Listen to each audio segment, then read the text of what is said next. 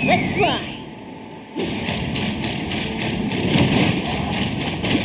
Locked on! Ooh, shiny. It's so pretty.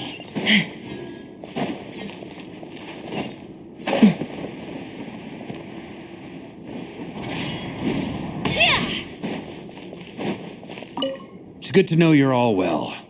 Puts me at ease. I have confirmed that you are all in good health. With that, my work is now complete. Congratulations are in order.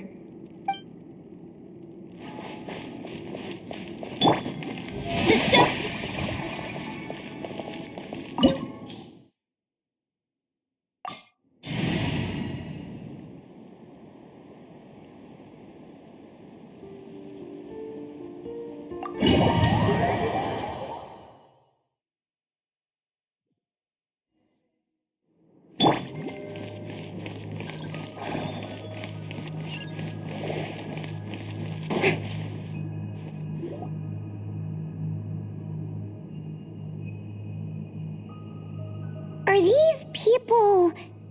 Judging by their clothes, they appear to be phantom Hyperboreans from the distant past. That could mean they have some clues about the moon goddess's name, right?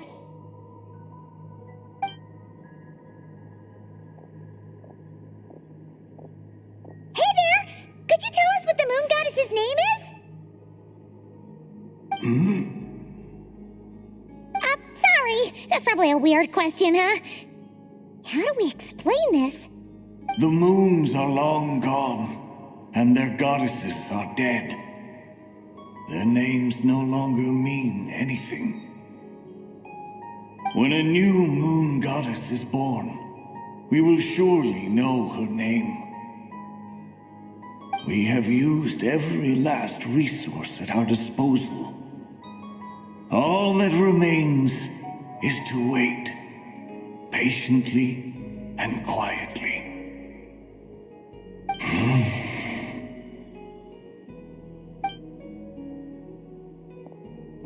Were the people of the past all this devout? It looks like this phantom doesn't intend to converse with us any further. Surely the new moon goddess he speaks of must be Columbina. Alas, Kuthar's birth came long after the age in which he lived.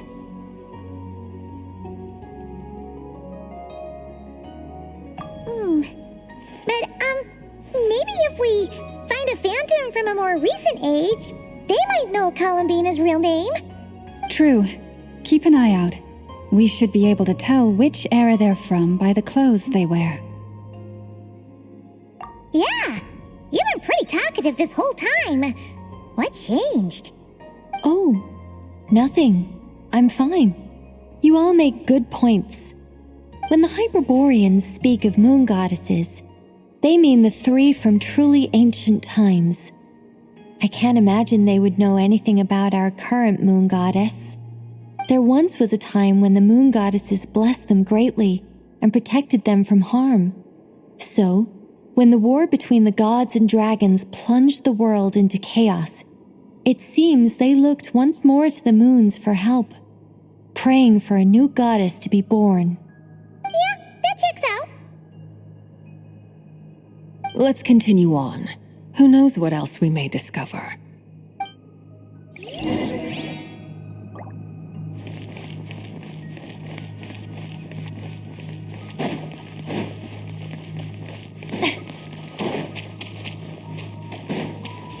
There's a door blocking this path. Not a problem. Try this. Whoa! How did that door suddenly collapse? This device was maintaining the door's integrity. Remove the core, and the device stops working.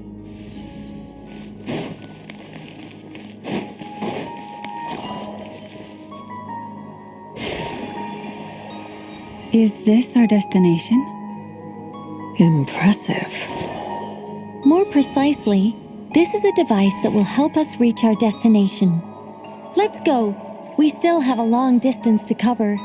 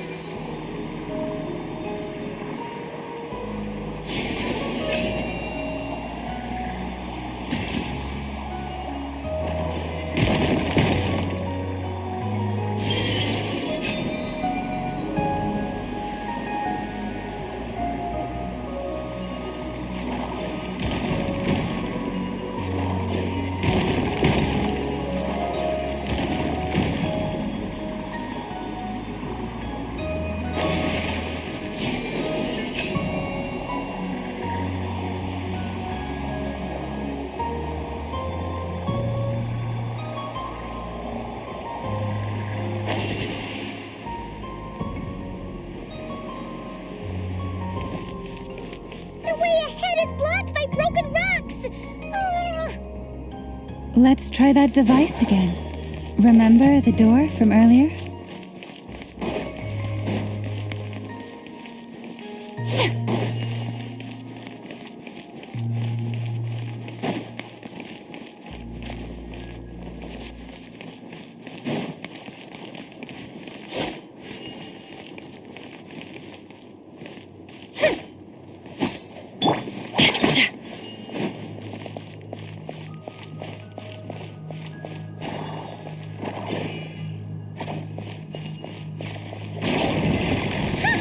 It works in reverse, too!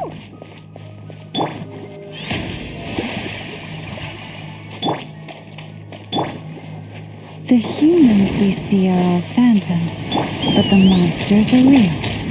What a fascinating place. There'll be plenty of time to admire it later.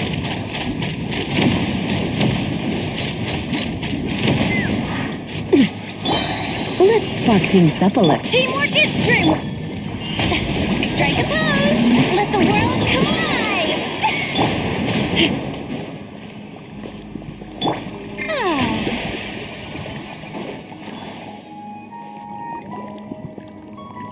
Ooh, there's a whole bunch of artwork in here. Seems pretty old. Nicole, this is probably your area of expertise. What do all these paintings mean? Let me see.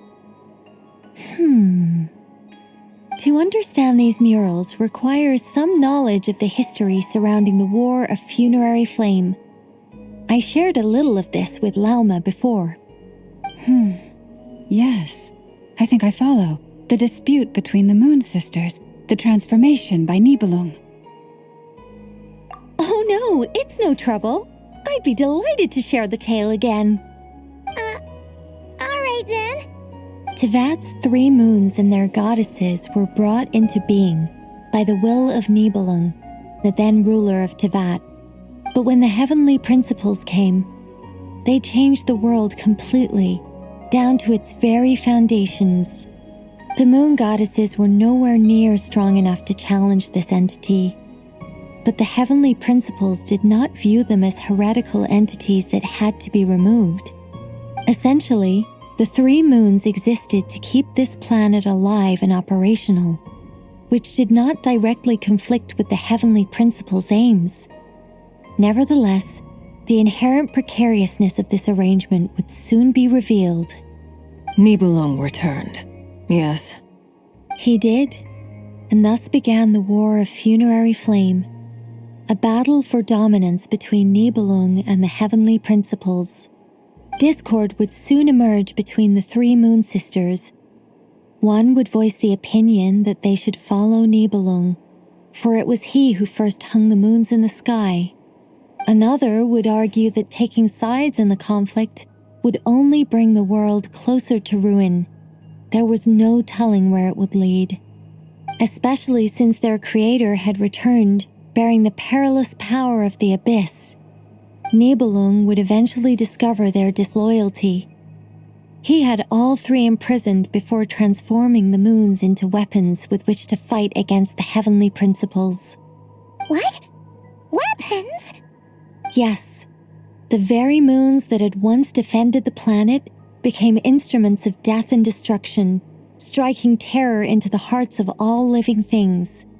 And although the heavenly principles and the three moon sisters had once been at peace, it now seemed that the moons posed an unacceptable threat to Teyvat.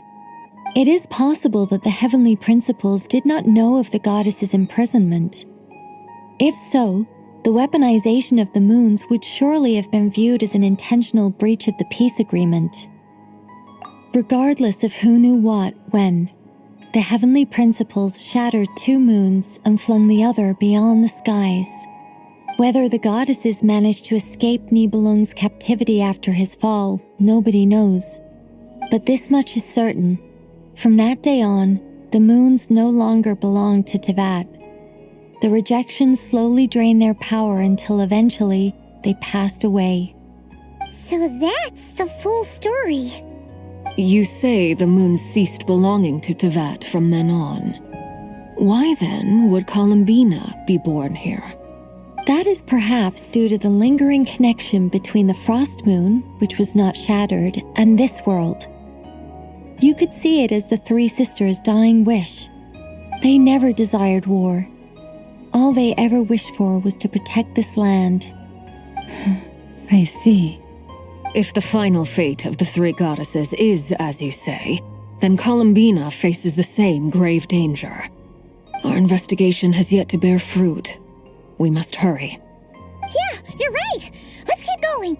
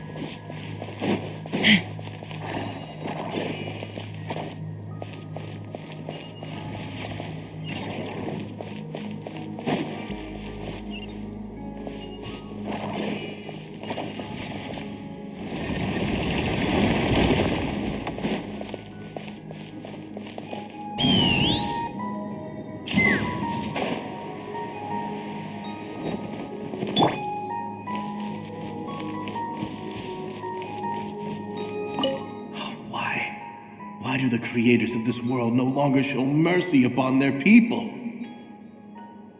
Remember his words. We must change our fate with our own hands.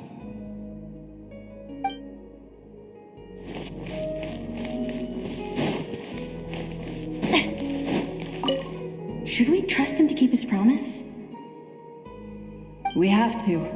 There's nothing else we can do. Wait, that's odd. Who is he? Is something wrong? No, not really. It's just that over 30 possibilities emerged in my head, so I can't be sure who he is. It's been too long. My memory isn't as sharp as it once was. Okay. 30. Wow. Impressive.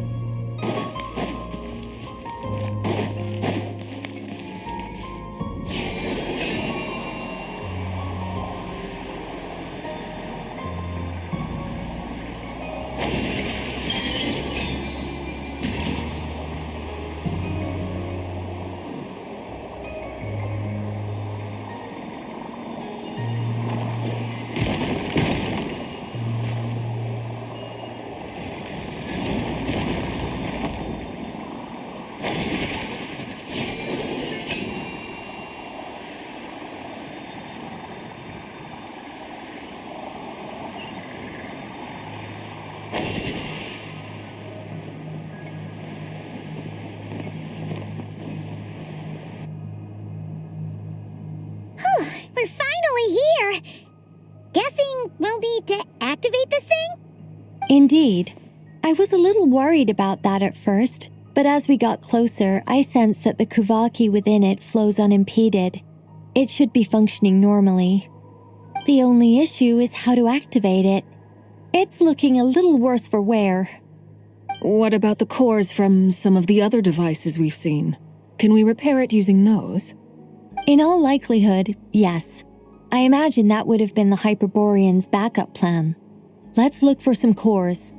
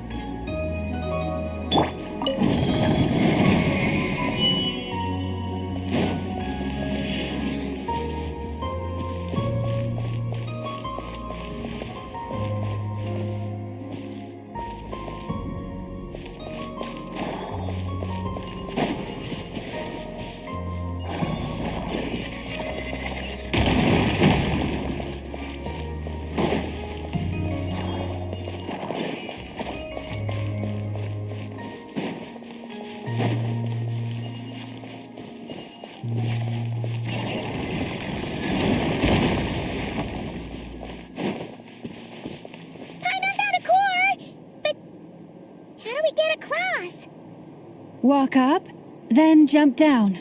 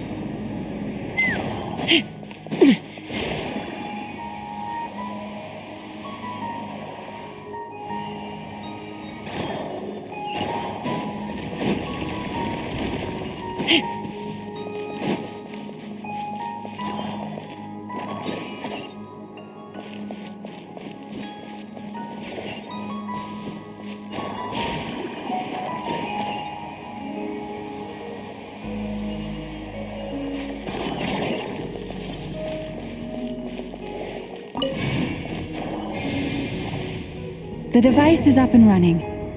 It's hard to believe that the ancients were capable of constructing such things. Paimon sees our destination! It's right up ahead! Yes, let's go.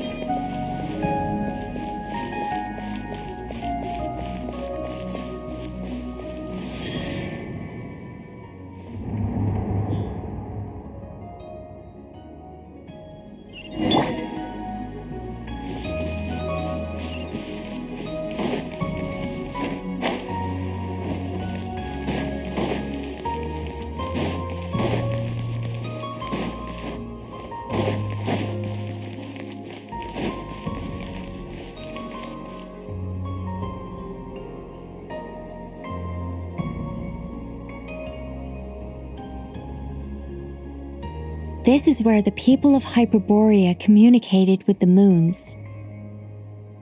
We need only place the moon marrow upon this platform on Moon Prayer Night, and we shall be able to open a portal to the moon and send our moon goddess back home. The assumption being, of course, that we can find her first. That's right. You want to know if it's safe there, don't you? And yet, she has no choice but to return. You know this. That's not the only issue here. This is the end of the line, right? We've explored everything we can.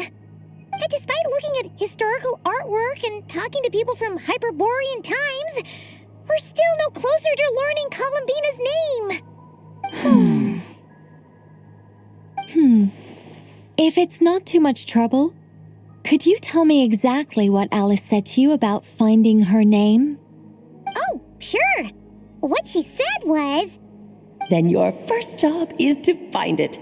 As a moon goddess, I'm sure she must have a name she identifies with. Neither Columbina nor Kutar is her true name, and she's never really accepted either of them. Is it not also possible that she has never had a true name? Not at any point in history? That would be a hard pill to swallow. But at this point, we may have to accept that that is the truth. No one knows how she came into being, and she certainly doesn't have parents in any sense that we're aware of. Perhaps she was never granted a name at all. But does that mean there's no way to get Columbina back? She's just gonna disappear and there's nothing we can do about it? Huh? Wait, why all this pessimism? Was it the way I phrased this question? You all seem to be taking this in completely the wrong way. Well, just because she's never had a real name in the past doesn't mean she can't have one now. What? Think about what Alice said again. She never once said that you'd have to find a new name, did she? Are you saying what I think you're saying? Yes. Names are anchors that connect us to the world. If she doesn't have one already, then all we have to do is create one, no? It's like... yes. Traveler, when you first arrived in Teyvat, do you think you would have turned around if someone behind you shouted, "Hey, Tumaini"? But what about now? I understand what you mean. Life is a long journey. Even the friends and family by our side can change over time. When people call you by different names, what matters isn't so much the words themselves, but what they symbolize. And of course, whether that resonates with you. Ether.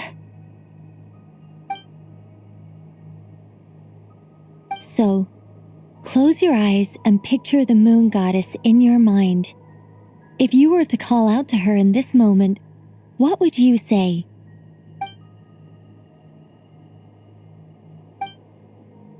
Columbina.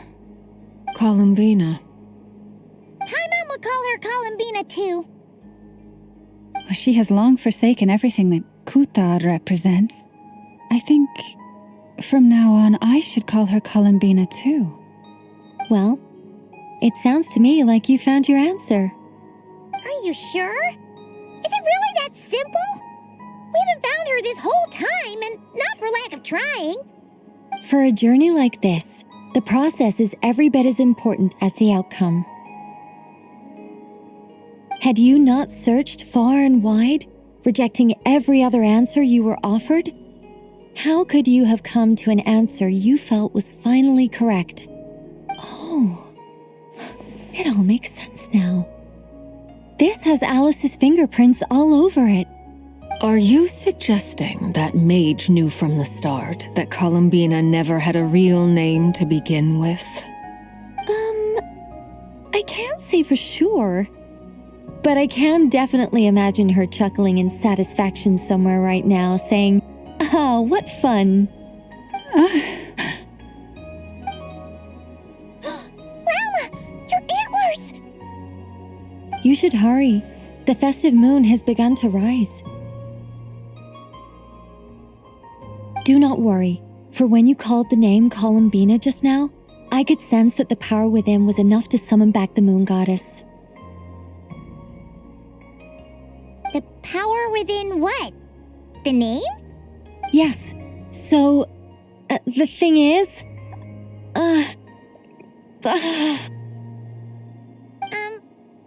What's wrong now?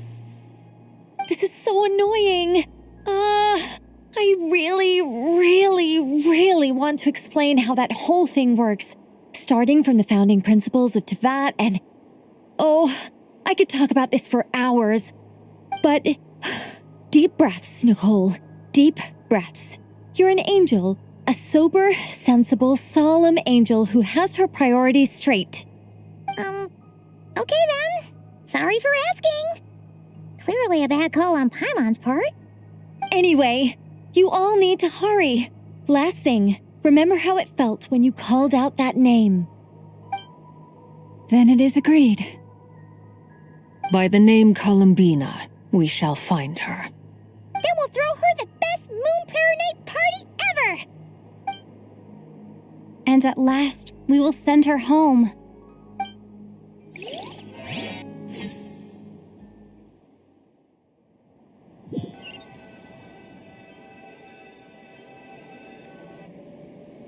I can barely move anymore. My consciousness is fading away. Have they come back out? I'd love to see them one more time.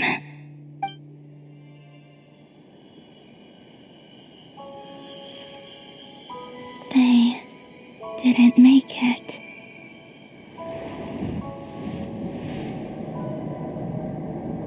Could you tell me your name?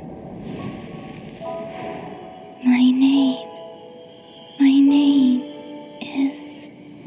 Columbina!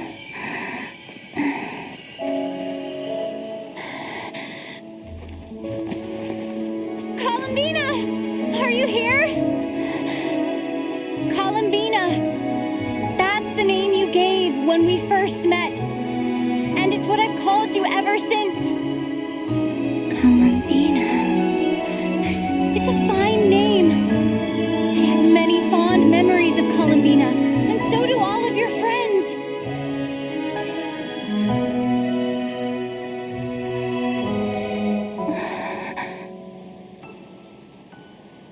If you like this name,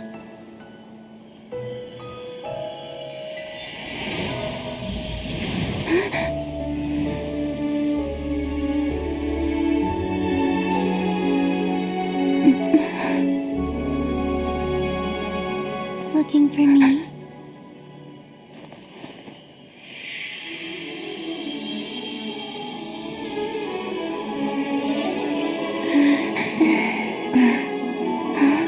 I like it. You can carry on using it.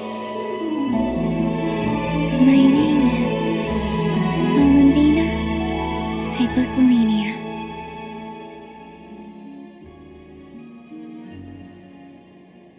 Columbina Hyposelenia. That's a wonderful name. I never thought that Columbina would become my real name. But after I met you and my other friends, the things that this name stood for slowly began to change. It went from being a Fatui code name to something my friends call me.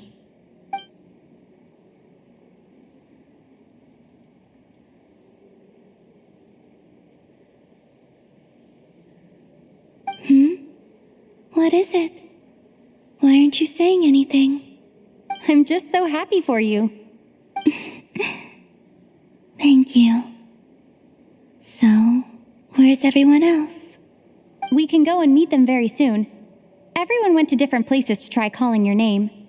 Great. I'd like to thank them as well. Everyone's done so much for me. Searching for my name, entering those ancient ruins. Huh? Wait, so you were... Yes, I was there. Not physically, but my consciousness was still holding on. I followed you the whole way. Starting from when? You turned around and called out my name while you were in Nasha Town. Do you remember?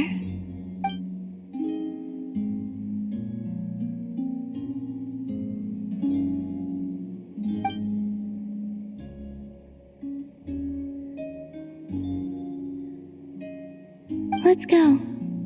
We don't want to keep them waiting. Sure. In that case, come with me. But... Before that, could you call my name one more time? Sure. Come with me, Columbina Hyposelenia.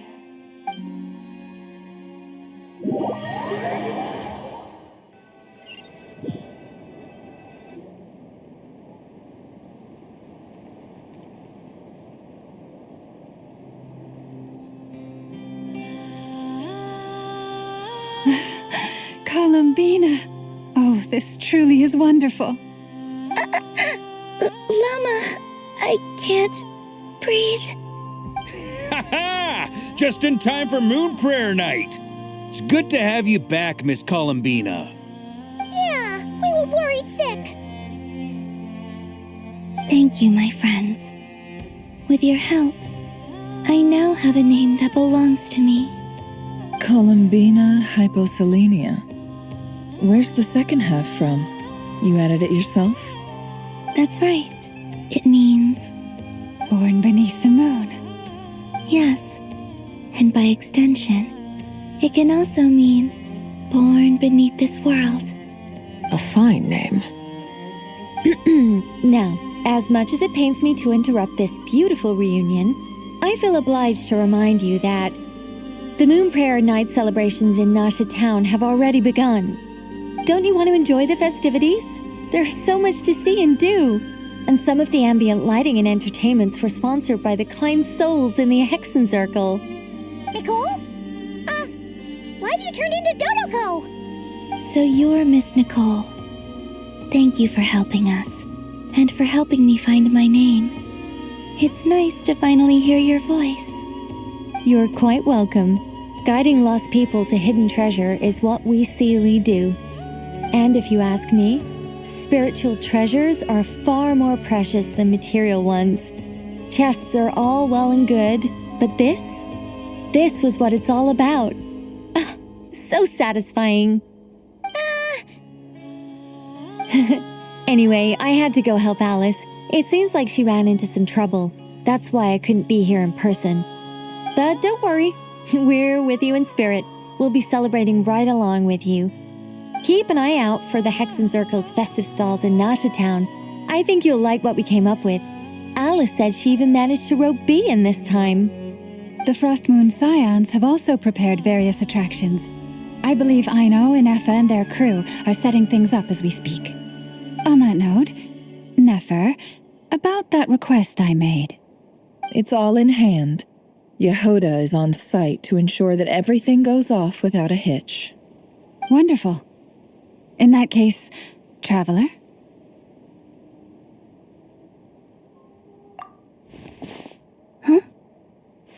on, Columbina. It's time to celebrate the best moon prayer night ever.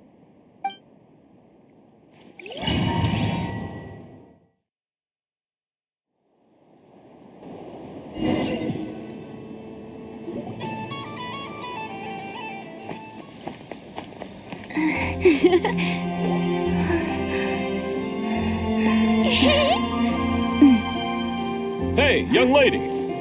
Would you like some moon prayer night candy? Happy moon prayer night. Oh, yeah. I almost forgot to say. Welcome home, moon goddess.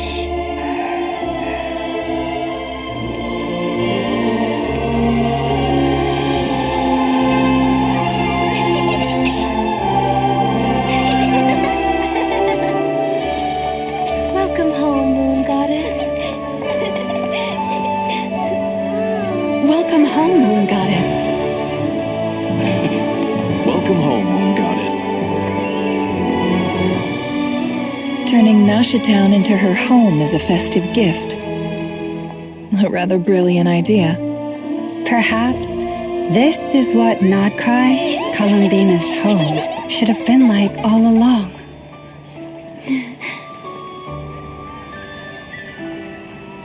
Thank you for the gift. I like it a lot.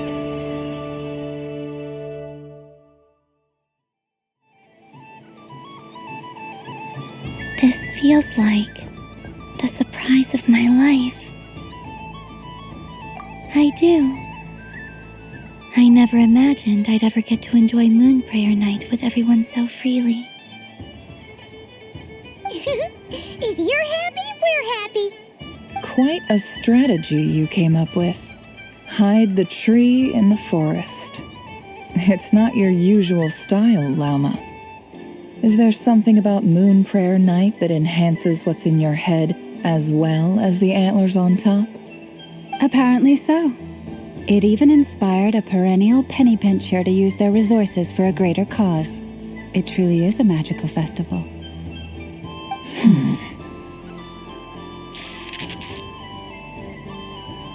I see it now. This bickering is actually a sign of a strong relationship. Huh? What's everyone doing here? Oh, Miss Columbina, you're back. Yes, I'm fine now. Thanks for your concern. How's your progress with Alice's assignment? Very well indeed. I've never heard her sound so excited. Not like this. This time her excitement seems more serious. Seems like she's had a major breakthrough. She said she'll contact us once she knows more. In the meantime, we're free to relax and have some fun. Enjoy the time off while it lasts. I have a feeling that our next task won't be so simple.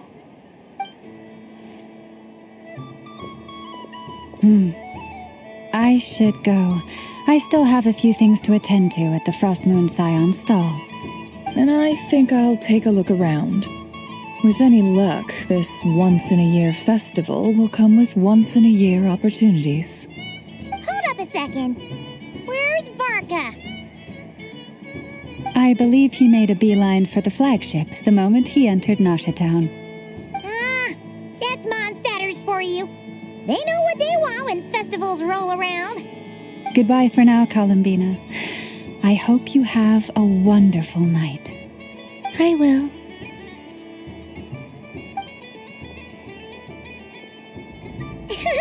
Well, in that case, don't just stand there. Get out there and have some fun. You'll definitely get a warm welcome at every stall. Oh, also, take this map with you. It's a guide to the festival.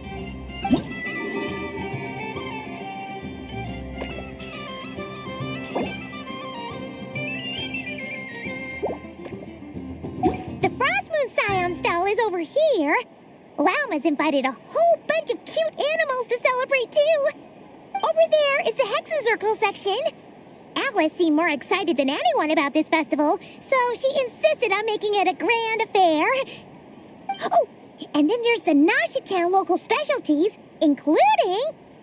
Actually, forget that. Better if you go check them out for yourself. Thank you. It looks like a lot of fun. You're not coming with me? We'll be around. But don't you want to browse by yourself for a bit first?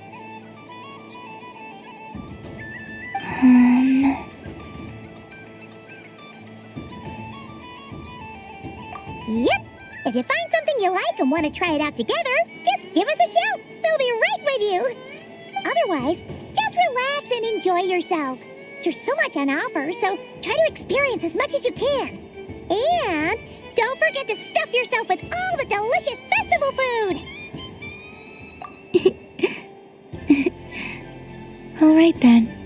Off I go. Where should I go first? This must be the So this is the Frost Moon Scions area. It feels very familiar.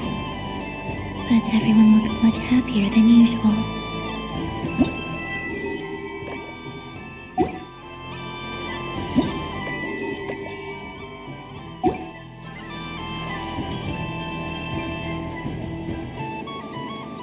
Wow, the Frost Moon Scion stall looks kind of plain, but it's pretty cool once you get into it. I don't go to Hisi Island much, but it's got that, like, old-world cultural feel. And if culture means we get more festivals, I'm all for it! Hello, Yehuda. Columbine... hello, Moon Goddess. That was too close. I almost gave the game away in front of the staff. Oh, wait. What's the deal with her shoes? They don't make a sound when she walks. I could do with a pair of those. Do you like balloons too? Balloons? Oh, you mean those? What's so fun about balloons? I'm not a kid anymore. They're probably more up Aino's alley. Yes. The animals seem very curious about these strange flying objects. I was drawn here by their voices. I recently learned a fun new game you can play with balloons, so I decided to come and give it a try. A new game?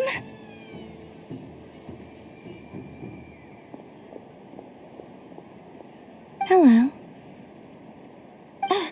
Welcome home, Moon Goddess. Here to buy some balloons? Yes. Could you give me a few that haven't been inflated yet? Are you sure? I guess it's not a problem, but... Yes, please. Thank you. Uninflated balloons? But those are just little rubber pouches. What does she want with those? Would you like to play the balloon game, Yehuda? Huh? Sure. I guess. How do you play it? Wait here a moment.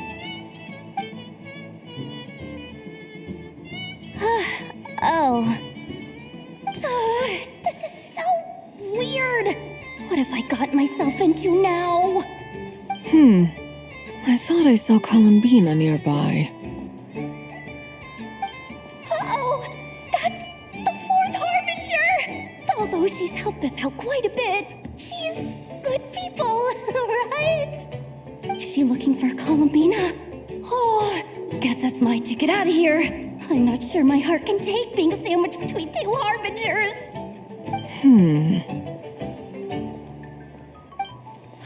Which stall is she checking out? Oh, it's that other Frost Moon Scions one. Try on the headgear, see what it's like having antlers or animal ears for a day. Oh, I wouldn't be caught dead wearing that stuff. So embarrassing. I have enough gear to carry as it is. Wait, what? She put it on? How peculiar. This would take some getting used to. I wonder if this is what it's like for Lynette. It really suits you, ma'am. What is this? She was so intimidating a moment ago, but now, dang, she's really rocking those ears. How does she make them look so cool? I suppose I may as well keep them on for now. All part of the festive experience. She's coming this way. How do you do, Miss Yehoda? Oh, jeez. Don't talk to me while wearing that thing. Where am I supposed to look? Oh, hey there. I'm looking for Columbina. Have you seen her? She just... Huh?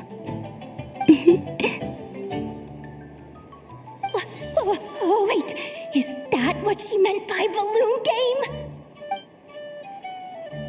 Yeah. Huh? No fair! How come I get caught in the crossfire? An ambush from the rear? Is this a declaration of war, Columbina?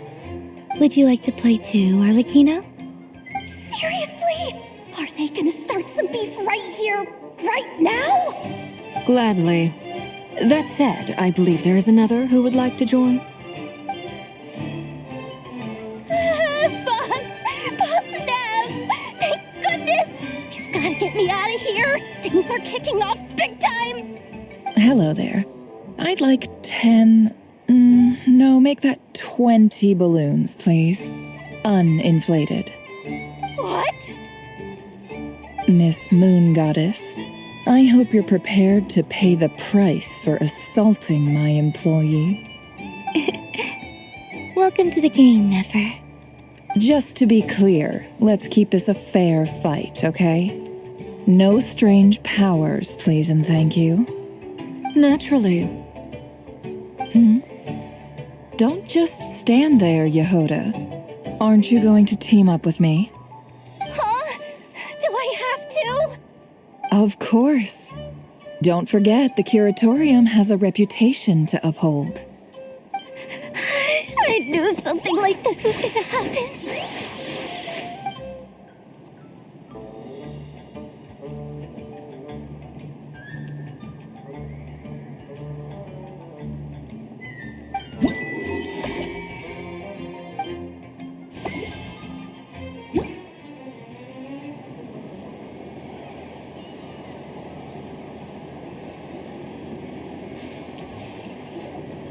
Sunny days! I prefer sunny days. Ah, well, you are as warm as the sun itself, Moon Goddess. Very well. I believe your spirit animal has to be this most adorable chic badger. Wow! Thank you, Mr. Talking Magic Lamp. Have a very happy festival, Moon Goddess. Lance? That's you, isn't it? Shh. It's our little secret, my dear traveler in Paimon. Okay, sure, but why are you here selling sugar sculptures? Everyone celebrates in their own way. After gazing into the abyss and spending time around gravestones all year, what better way to relax than to see sunny smiles on the faces of the living? Besides that, I like to think of myself as a fair judge of character. I dare say matching personalities to confection suits me rather well. That's not what Paimon was talking about. Aren't you afraid that your true identity might be exposed? Should I be? There is all manner of magic in the air this moon prayer night, thanks to the work of the great mages. I see Miss Columbina is hiding in plain sight. Why should I not do the same? Why miss this rare opportunity to enjoy a special evening in my true form? Fair enough. You got a point there. People who don't know you will probably think you're just a talking lantern. Well, now that we see eye to eye, what brings you here? Not a search for your spirit animal, I presume? Ah, well, actually... Here, see for yourself. Oh, this is... How wonderful. A beautiful idea. Yeah, we just met Barca, and He said that having everyone draw their own section was kind of boring. So, he did your bit for you. Ah, Varka. Ever the maverick. I see his artistic skills are truly one of a kind. In that case, I shall paint something on Mr. Albedo's behalf in a short while. What? Why not now? Ahem. Welcome home, Moon Goddess. Phew, that was close. Hello, Flint. She recognized you right away! What keen eyes you have, Miss Columbina. Especially considering they are shut. I did not see you. Rather, I sensed you. I can sense the fluctuations in Kuvaki all around me. One would expect no less of the Moon Goddess. Might I interest you in some candy? Yes, please. Excellent. I shall make some for you right away. Something the matter, Miss Columbina? What about my spirit animal? All the other children carrying sugar sculptures are talking about it. Wait, is she taking the test seriously? Ah, my apologies. How could I neglect that? You are quite right, Miss Columbina. Every one of us has a magical creature living in their heart. Would you permit me to help you find yours? Yes, please. Do you prefer the day or the night? Night. Which of the 4 seasons is your favorite? Winter. Think of a perfect day. What is the weather like? Sunny, rainy, or perhaps cloudy? Rainy in the morning, sunny at night. What kind of answer is that? Forests, lakes, and open seas. Which do you prefer of these? I like them all. Imagine you opened your very own shop. What would you sell there? Moonlight, I think. Wow! Paimon would totally shop there.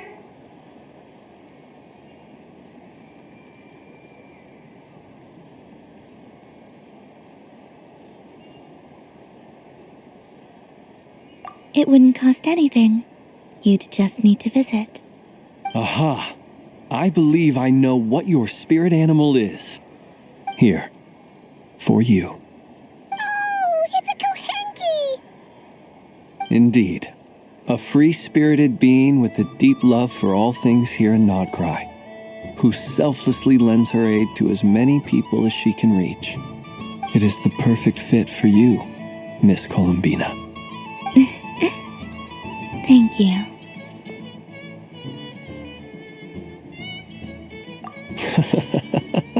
It would be my honor. But you shall have to forgive me. We have known each other for quite some time. I doubt there is any answer I could give that would come as a surprise to you. So instead, would you accept this sugar sculpture as a token of our friendship? It's a lantern. Hey, why don't you two go enjoy your candy over there? Paimon wants to try out this spirit animal thing too. Right, Flint? Come on, play ball. I get this drawing done. But I want to hear Paimon's answers. But it'll probably take ages.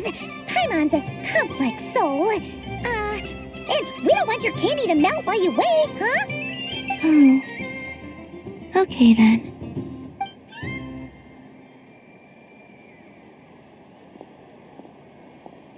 Phew. Nice excuse, Lady Paimon. That was some quick thinking. Yeah, no thanks to you. Although, help next time.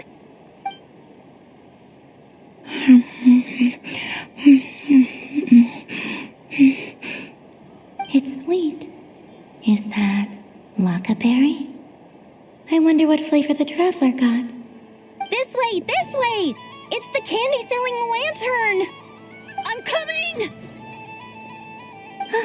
Of course. Traveler, maybe we can share? Yes.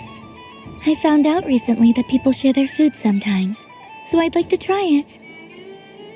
Or is that a no? Thank you.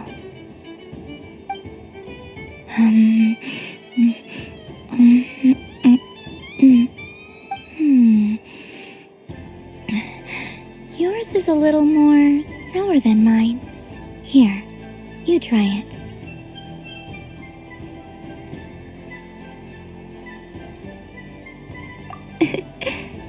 Amazing. My sugar sculpture has shrunk, yet my heart is filled with feelings of sweetness. I will remember this feeling. Sure.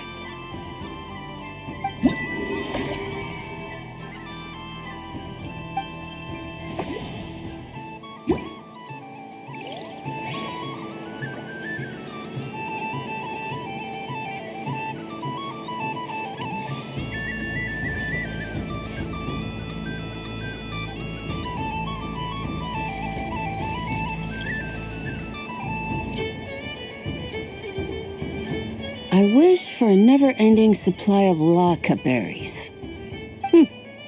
What a humble wish. Probably written by a child.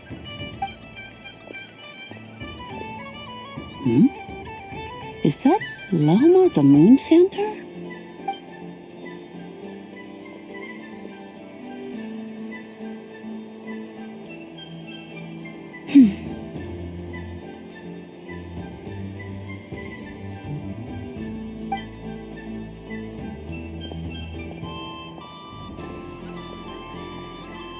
I wish that the long plume ibises would stop biting me.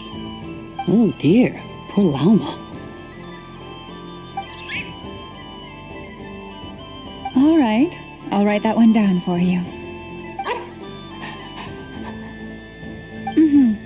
I got it.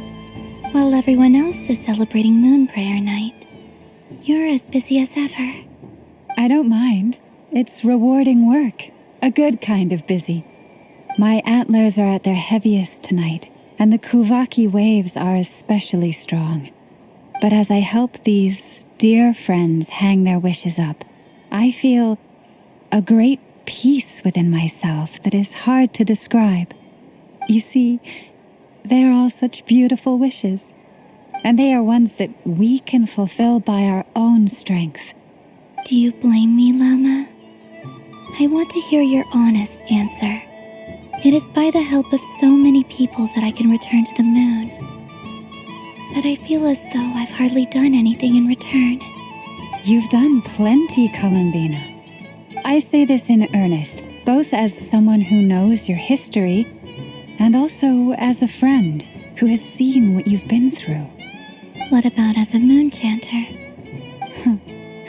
I feel proud to honor our moon goddess's wish. And I'm sure any moon chanter in history would have felt the same way. Thank you for your kind words, Llama. But...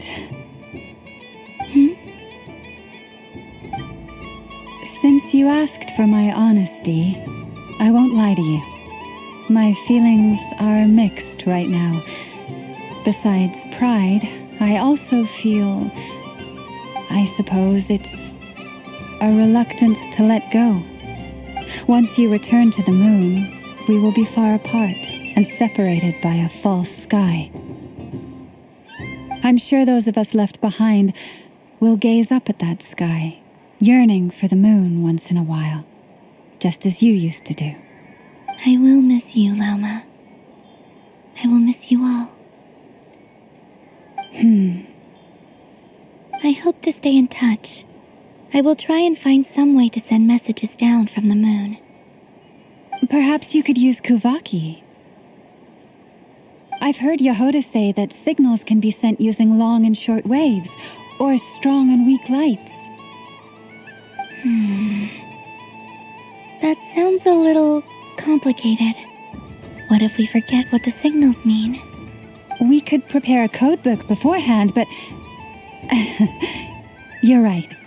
It wouldn't really suit you.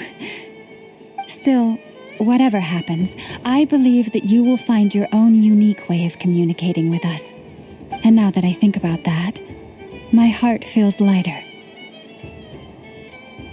Because you trust in me? Yes. I have faith in you, and in the power of truth. In my experience, the truth tends to be difficult, but that's what makes it stand out from what is false. So I'm confident that your thoughts and your love will shine through the curtain of lies. We will know it when we see it. Thank you. Now, could you help me hang up my wish? Is this? I wish that all who dwell in this moonlit world can find a place to belong.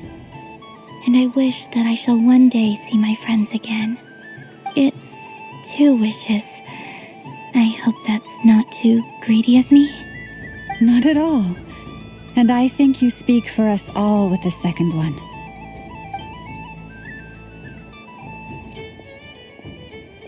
I shall continue to pray until the day that all of these wishes come true.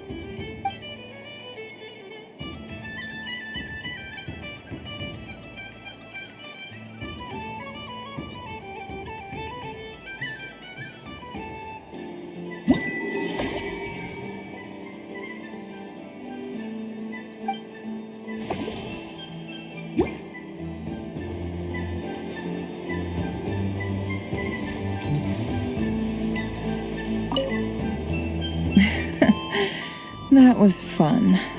It's a shame Ashru doesn't like playing with water, or I'd have roped him in as well.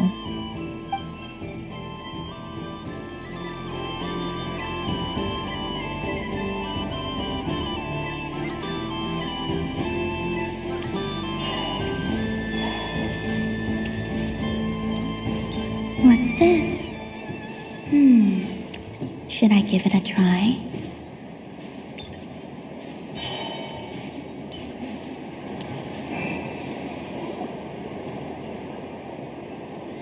Dodoco's Whirligig! Come check out Dodoco's Whirligig! Ah, welcome home, Moon Goddess. Might I ask what this is? Ah, it's a very special amusement sponsored by the Great Mage herself. Ride on a soft and furry Dodoco and embark on an unforgettable adventure. I say that, but I'm just following a script here. Who is this mage, anyway? And what the heck is a Dodoco? I'd like to ride. No problem. But, are you by yourself? Is that not okay? Oh, no, it's fine. It's just that each Dodoco can accommodate 2 passengers. Would you like to bring a friend along? My friends. That should do it. Now, we just need to get everyone else to draw something on it, too. But we gotta keep it a secret from Columbina. Traveler.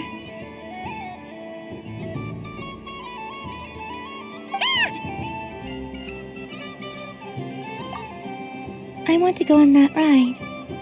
Will you join me? Let's go then.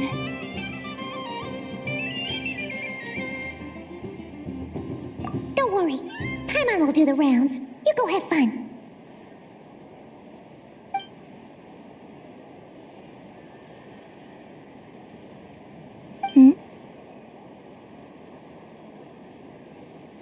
All right. I think we have to wait in line over there. Please take your seats. For safety reasons, you mustn't try to leave the ride before it comes to a complete stop. All right, you're all set. I wish you both a wonderful journey.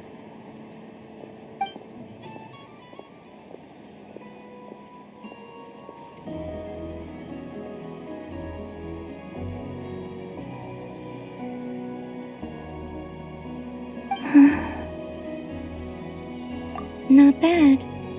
It reminds me of riding a moon lane.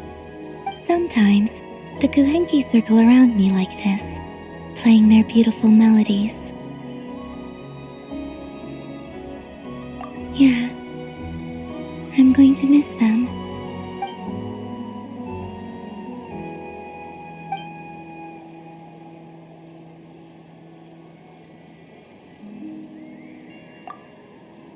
It does. I've felt scared in the past, too. But this is a little different. You know something?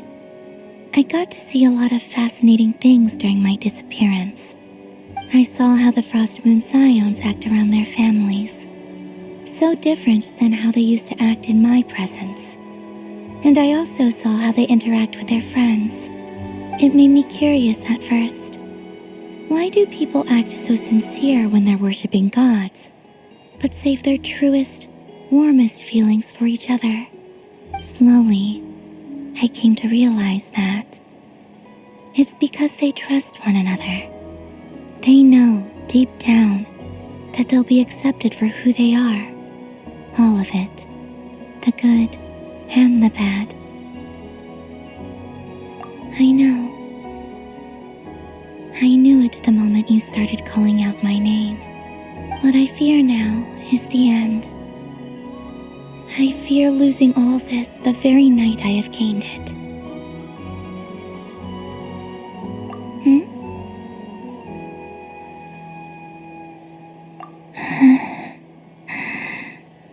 Thank you for this conversation.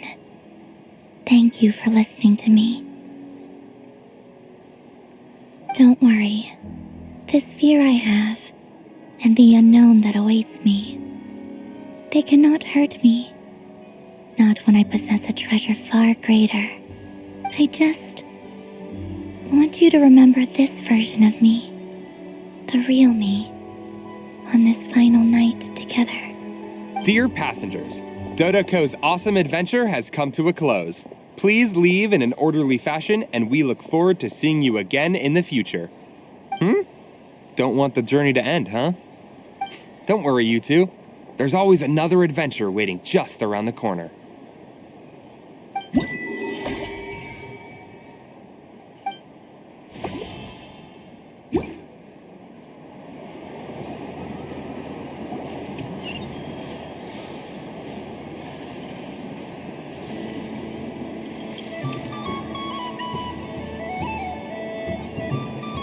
But I was aiming right at it. Oh, what a pity. I saw it with my own eyes.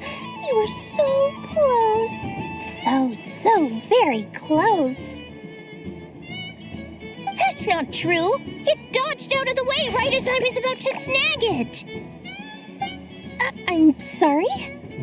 You heard me. This paper frog can move. I swear. Dear, oh dear, what are you saying? How could a paper frog move? Unless you believe there really is magic in this world.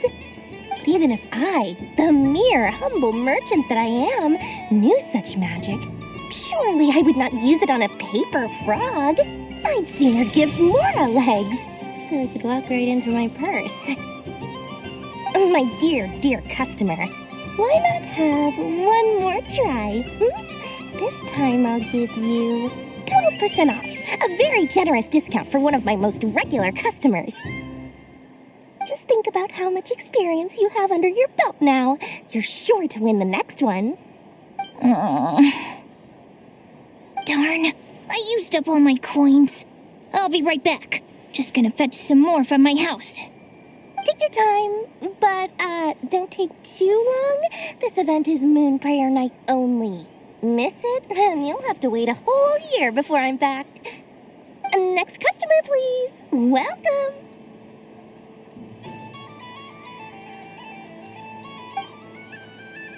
Hello. Whoa, what's this big one doing over here? How do I tell my employees not to go running around this time? Shooting them a glance won't work. I haven't known them long enough. Dory? Why, hello there, Miss Columbina. Would you like to play my ring toss game? The rules are very simple, and it's easy to get the hang of. How much for a round? Oh, first time's free. Not a single Mora. After that, well, we can cross that bridge if and when we come to it. But with your sharp skills, I'm sure you'll win all the prizes in one fell swoop. That was an obvious enough hint for them, right? Right?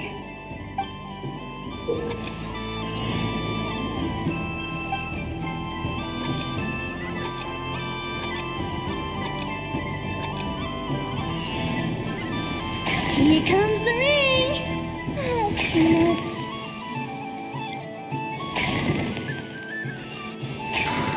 Change tracks.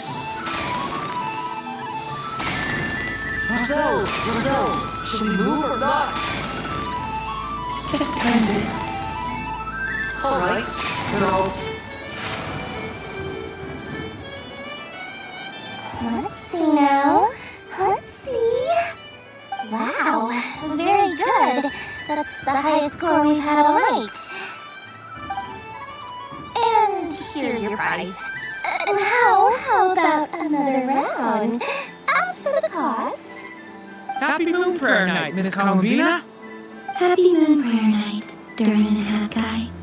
Are you here to play the game? Yes.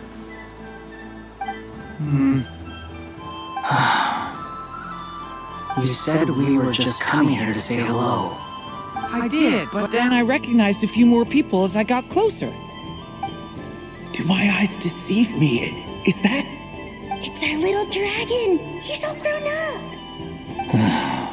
Someone's popular. Well now, since you came all this way, why don't you try out this lovely game we have going? First try is free. He'll have a go. I'll pass. It's only one free try per customer. You can't give your try to him. I'm aware. How has Elder Almond been lately? He's in great shape. He goes for a run in the forest every morning to stay fit and healthy. He tried to go boat racing with Firecracker a while back, but he couldn't even make it onto the Lotus Leaf.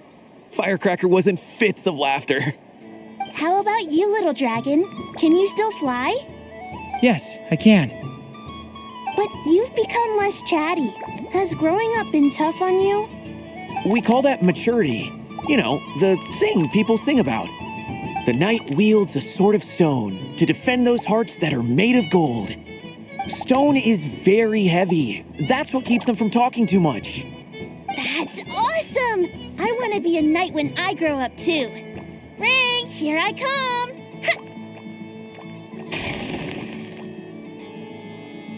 Oh, the hat-wearing man. I never thought I'd see you again. You seem more determined than when I saw you last on the train. If you say so. Oh, I do say so. The people you once helped see it clearly. It's because you are once again on the right track.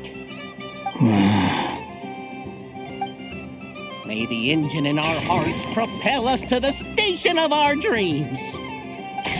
I can move! I can move now, Roselle! What are you doing, running into the rings like that? You got them all so quickly! I have never seen anything like this in all my travels. Is this guy actually an old friend of theirs? But how? They're origami animals and clockwork people from a fairy tale. Getting to know them would be quite an arduous task, unless they share a hometown? I have to get to the bottom of this. Next time I see the Great Mage Alice, I shall demand answers. Thank you, Dory. I had a lot of fun. Now for your prize. Where did I put it? Give me a moment to dig it out. Oh, sweet grand prize. How I wish I didn't have to let you go. Good thing I've already turned a profit from the customers earlier in the night. Otherwise, I'd have wasted all my hard work. Okay, I'm back. What? I leave for 2 seconds and someone's already claimed the grand prize? Oh, well, these things happen, you know? Perhaps you'd be interested in one of the other prizes instead. We've got all kinds of wonderful goodies here. Is this the thing you wanted? Here, you can have it. Huh? But... Don't worry about it. It will be happier with you. Oh, thanks so much, miss. Moon Goddess. Oh, goodness gracious, Columbina. Give me strength. How am I supposed to make any more money from this child at this rate? Daddy, look! That's the game I was telling you about! Forget it. She is the Moon Goddess after all. I'll think of some other way to swing this. Maybe I can try to hook this new kid. Huh? Oh, someone already won the grand prize. You can take mine if you want. What? Why? Why are all these bleeding hearts coming here to ruin my business? Happy Moon Prayer Night, everyone. Happy Moon Prayer Night.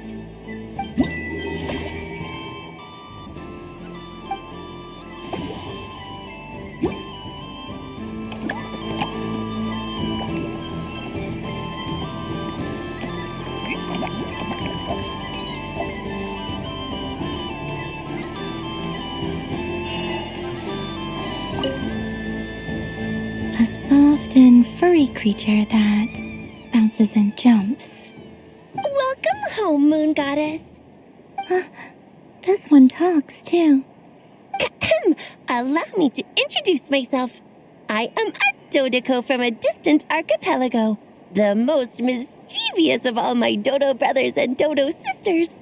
When the going got tough, I powered through, and when I met obstacles, I boomed them away.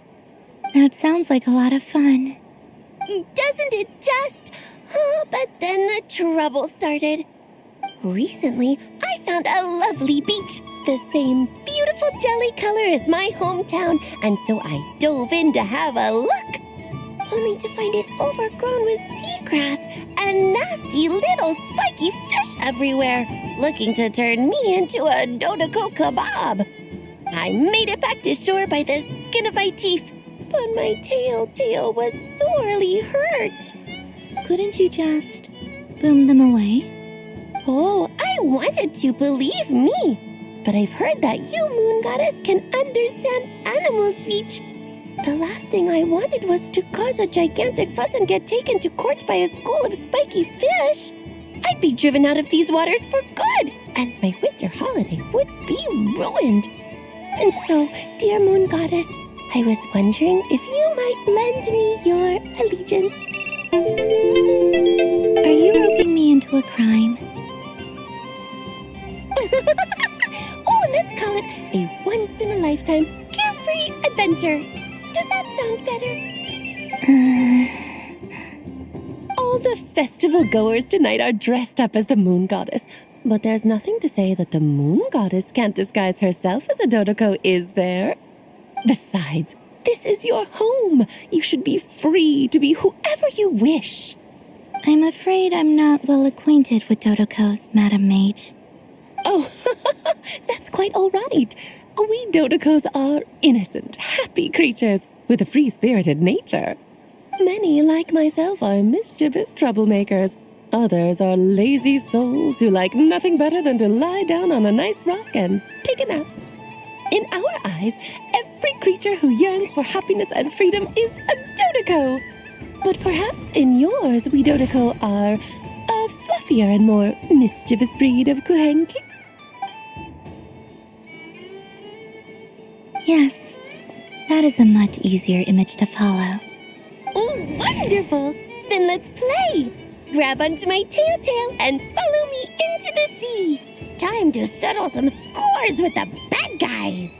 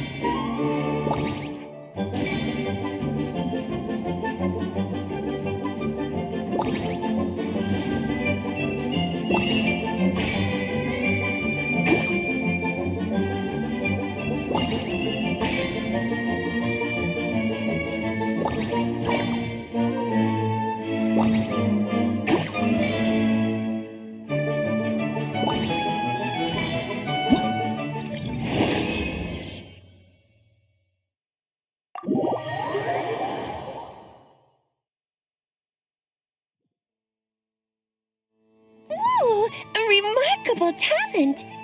So, what do you make of it? The use of jumpy dumpties doesn't come as naturally to me as Kuvaki, but their unpredictability makes it fun. I think they call this novelty. Indeed! And how did it feel blowing those pesky nuisances away? Not bad. Any guilt? What do you mean? Oh, wonderful! Lovely answers to all 3 questions. You've passed the safety test. Now I can give this special bomb to you as a souvenir. Remember, if you find any meanies living on the moon, you can use this to boom them into oblivion. I will.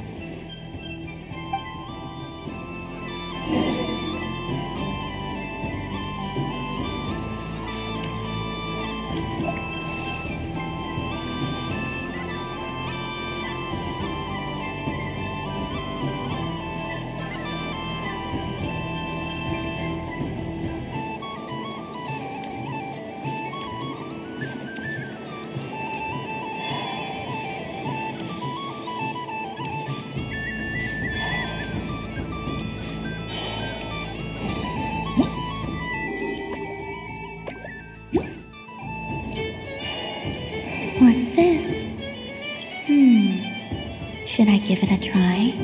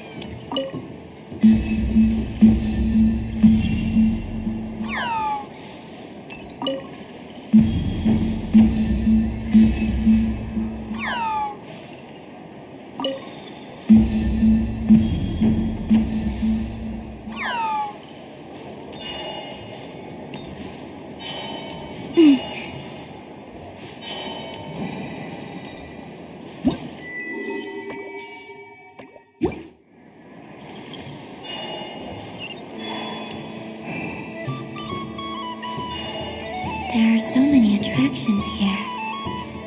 Since I rarely get out, I might as well make the most of it.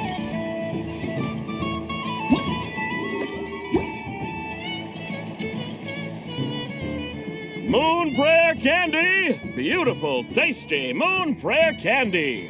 Buy a whole box, share it with your friends and family! Candy? To share? I wonder what flavors everyone would like. Welcome home, Moon Goddess. Fancy a box of Moon Prayer Candy? Sure. I knew you would. Now, what flavor would you like? I'm not sure. What flavors do you have? Is this for yourself or as a gift? A gift for my friends. Ah, I see. In that case, I'd recommend apple, lockaberry, or midsummerberry. Those are the most popular. Do you have nocturnal blossom flavor? Huh. I've seen couples give those as gifts before, but I did not know they were edible. No? Okay. Okay then. Moonfall Silver? You did say this was for friends, right?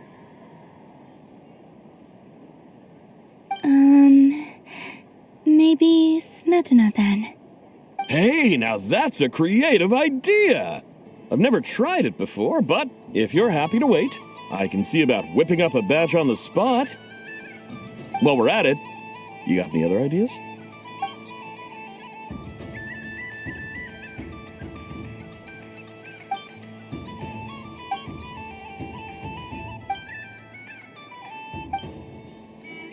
Here you go. Every flavor you asked for is in there. Thank you. I should be the one thanking you! You brought me a whole bunch of new business. It's like a genuine blessing from the moon goddess. I hope you and your friends have a lovely night.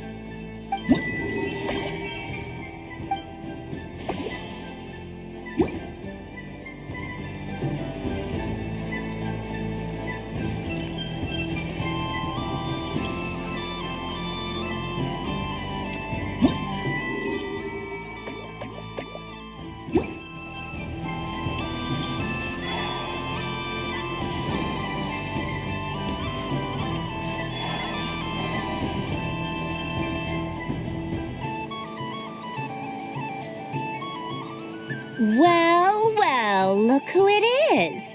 I heard someone went and disappeared on us the moment we let her out of our sight. They looked all over for you. Frankly, I didn't think you'd be back for Moon Prayer Night. Were you worried about me, Sandrone? You would like that, wouldn't you? Do you even hear what you're saying? It seems to me like you disguised yourself with festive headgear, just so that you could come see me on Moon Prayer Night and make sure I'm okay. You didn't even bring Polonia with you. You? I thought you couldn't see. I cannot. But I sense the confusion of those around us rippling through the Kuvaki currents. Based on what I know about you, let me guess what you're wearing. Is it cat ears? Shut up! I'm only here to protect the Fatui's interest in this territory. Running into you was pure bad luck. Really? But you were the one who asked Arlecchino to help everyone find my name. Columbina! Ugh! Just one more word, and I'll unscrew your vocal cords. It's Columbina Hyposelenia now. Tell someone who cares. I've missed you, Sandrone. The whole time I was gone, I was thinking. I hope I get a chance to say some ugly words to you. Is that supposed to be a joke? Anyway, let's go play that game. What? You mean that frostfin whale? Yes. It's some kind of game where you get bitten if you step on the wrong tooth. Seems like fun. Who in their right mind would wanna? Because you're not a scaredy cat. Fine! You wanna play? Let's play. Don't complain when I kick your sorry butt. Lovely.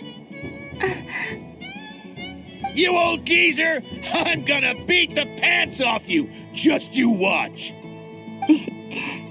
I almost forgot. Sandrone? What is it now? You'd better not lose, or I'm going to beat your head in.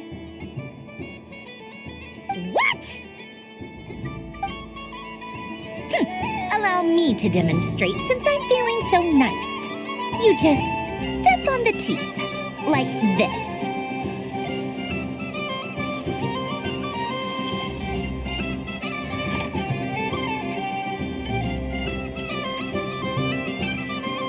Which should I pick?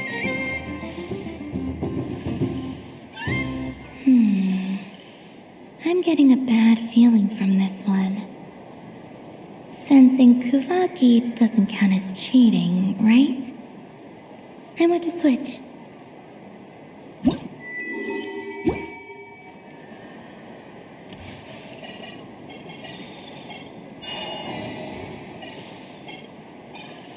Your turn, Sandrone.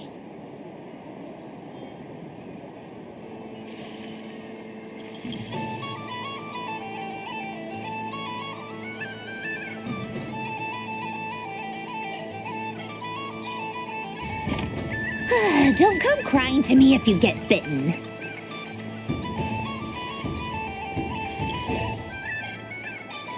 There are less and less teeth remaining.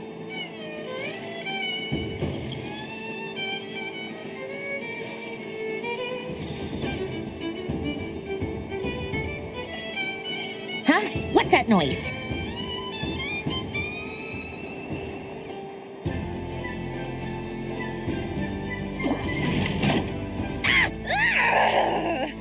I think you might have picked a bad tooth, Sandrone.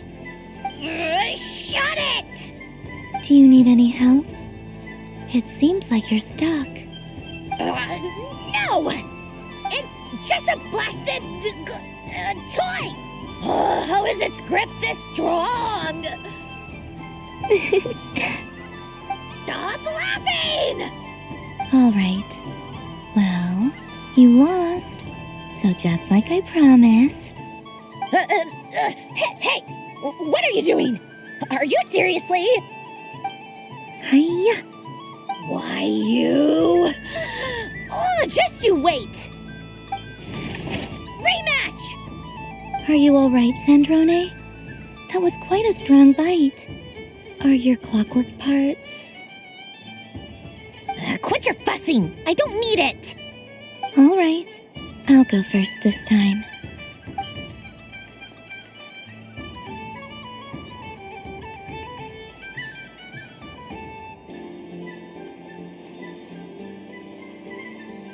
I see it now. She can sense which teeth are rigged. So I just need to avoid the same ones that she does.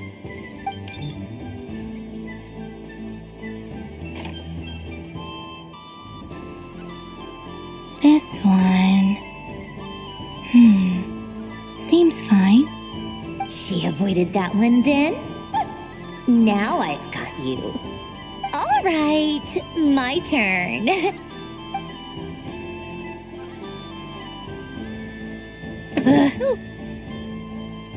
What? Looks like you lost again, Sandrone. Wait! There's more than one bad tooth! Bunk.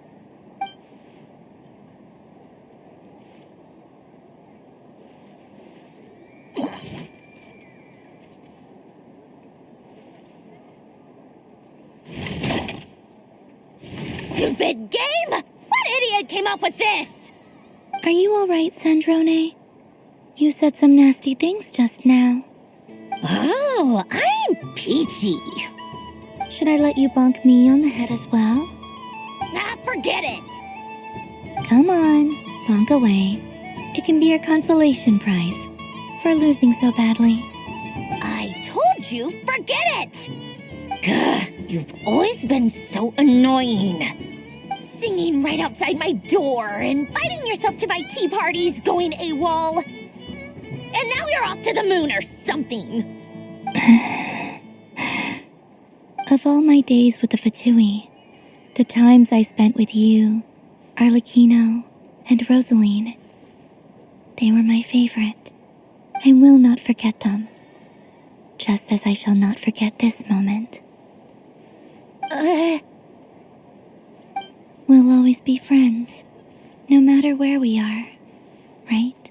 Who'd want to be your...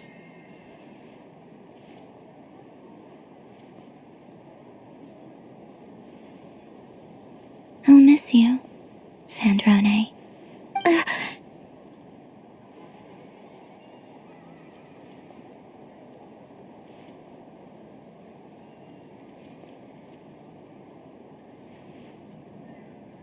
Goodbye, Sandrone.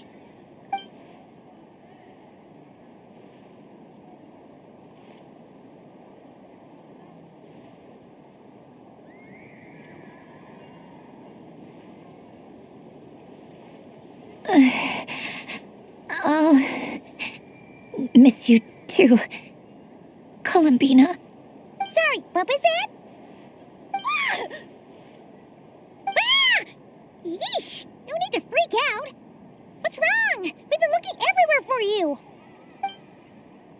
What do you want? Oh, nice ears.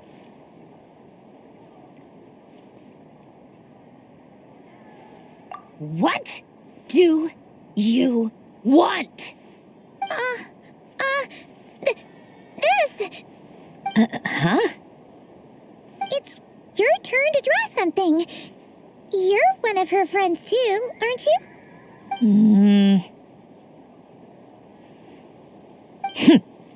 Doesn't know how lucky she is.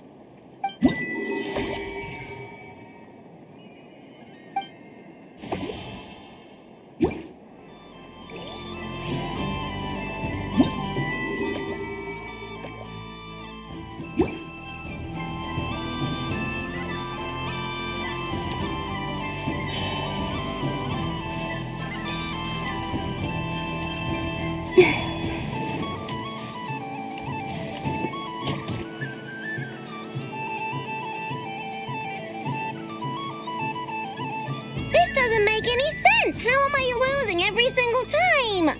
Wait, Inefa, you're cheating, aren't you? Yeah, that must be it. I am not cheating, Aino. Uh-oh, sounds like Inefa's turning into a big baloney bot. I think it's time for some serious maintenance. Moon Goddess, help me. Miss Columbina, Aino is attempting to cheat. What the? I'm not the cheater. You're the cheater. How dare you throw it back at me?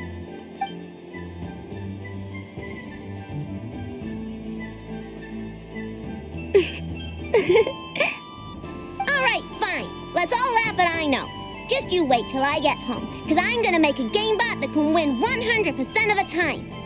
Let's see you laugh when I come back and beat your butts. You'll all have your heads covered in stickers when I'm through with you. We came to check everything was okay after all that yelling, but,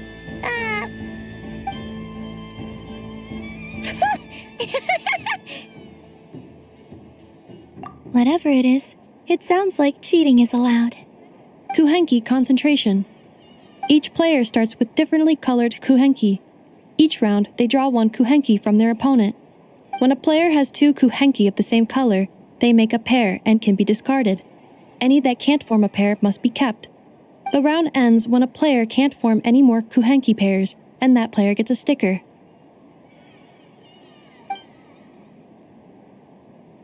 ooh, can 4 people play as well? That is fine, so long as the turn order is fixed beforehand. Alrighty then. In that case, the 2 of us will join as one team. Okay, but if you lose, you're both getting stickered. I don't want to hear any excuses. Sure. And if we win? If you win, only one of you gets to sticker someone else. I have taken to calling this. I know logic. Hey, lay off me, alright? Okay, so we're starting the game from scratch again, which means all my stickers so far don't count. Looks like Luonatar is the Kuhenki of honor for this game. Anyway, let's go clockwise, starting from Inefa.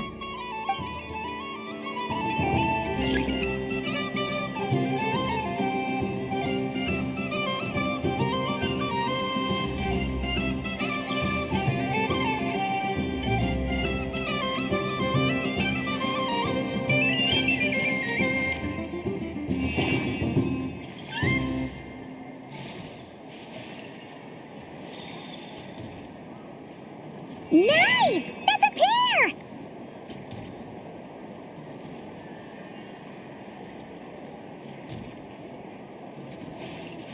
Go, go, fly!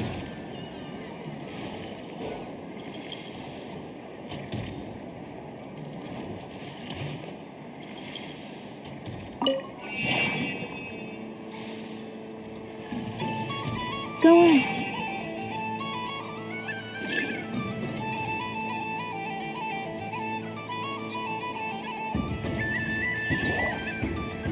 I have a pair.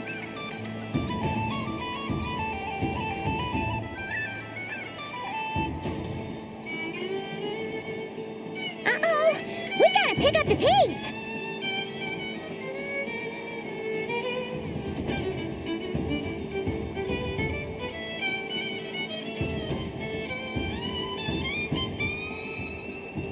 Phew, that was too close. I thought I was gonna lose.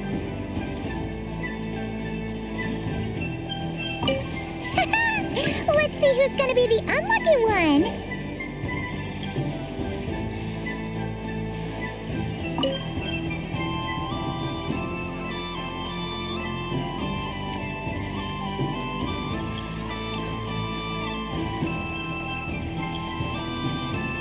Good luck, everyone.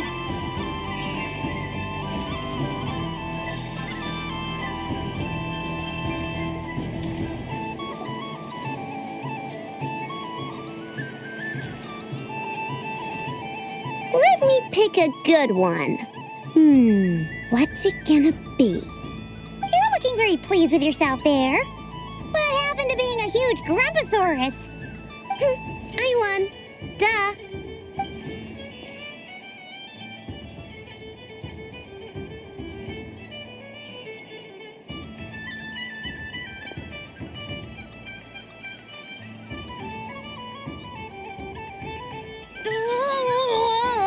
Me again?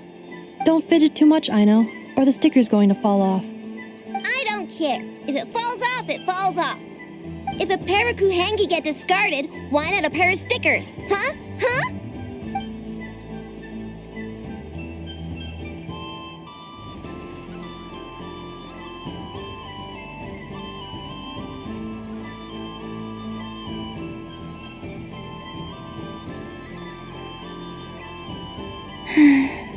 I've lost.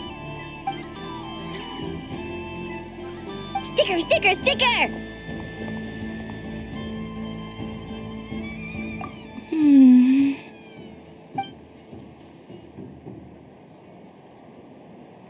Cute! You think so?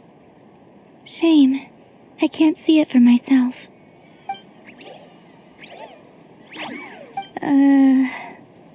What did Luanatar say? She said it looks so cute that she wants me to lose a few more rounds.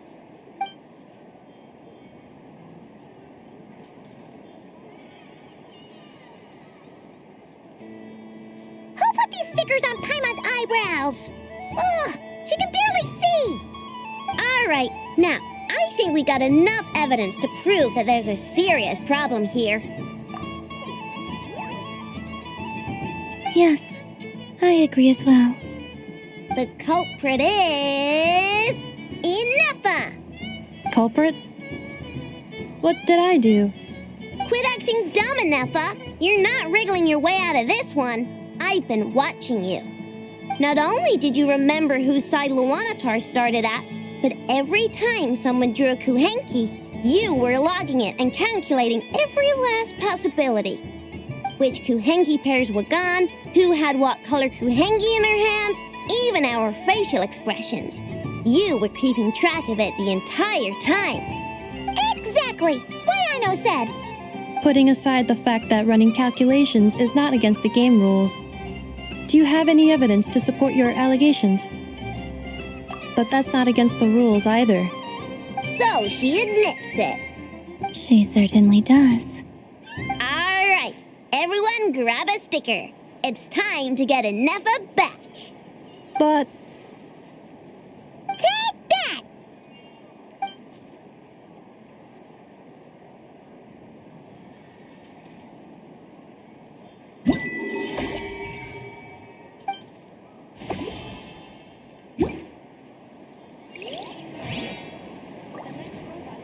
In 5 minutes. And thank you for your patience.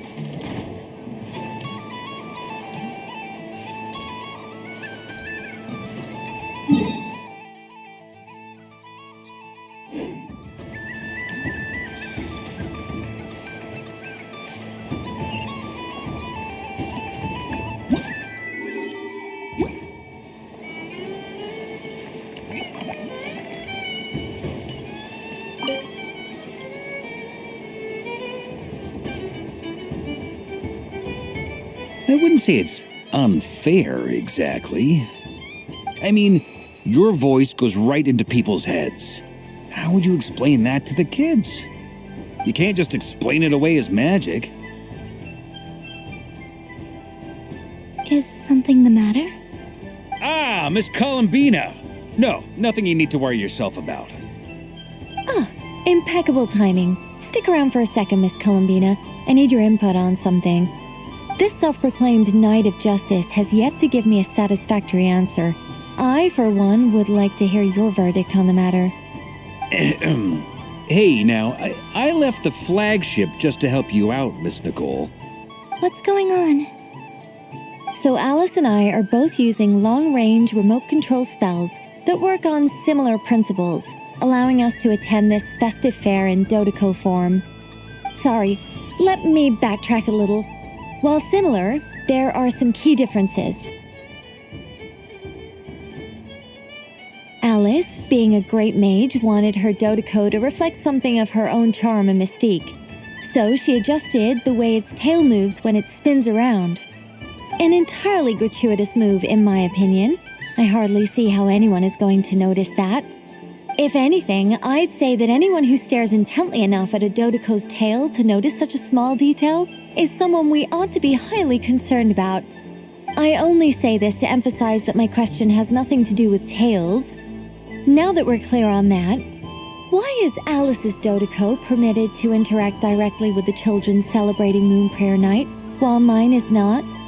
Your voice speaks directly into people's minds. See? Exactly what I said.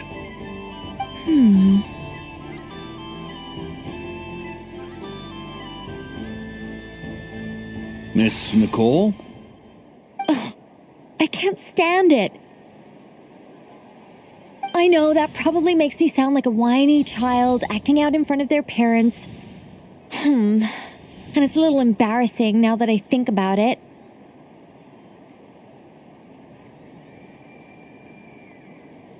But hey, I said it now, I can't take it back. That would be even more embarrassing. Also, don't go reading too much into that analogy. It was off the top of my head. I'm actually an awful lot older than either of you. Miss Nicole, are you saying that you'd like someone to play the game you've prepared? I'm not so invested in that. It's just something cobbled together using items I borrowed from Alice. She probably didn't even make them herself. The point is, I want to know everyone's thoughts after they receive their prizes. But as you've said, I can't just ask. I've been biting my lip for so long, and I've had no one to vent my frustrations on. I thought this was going to be a nice, straightforward festival where I'd get the chance to guide people to treasure. Well, can I play? I can't guarantee that I'll win a prize, but... You will? I'd like to try. Then what are we waiting for? Let the game begin! It's like they forgot I was ever here.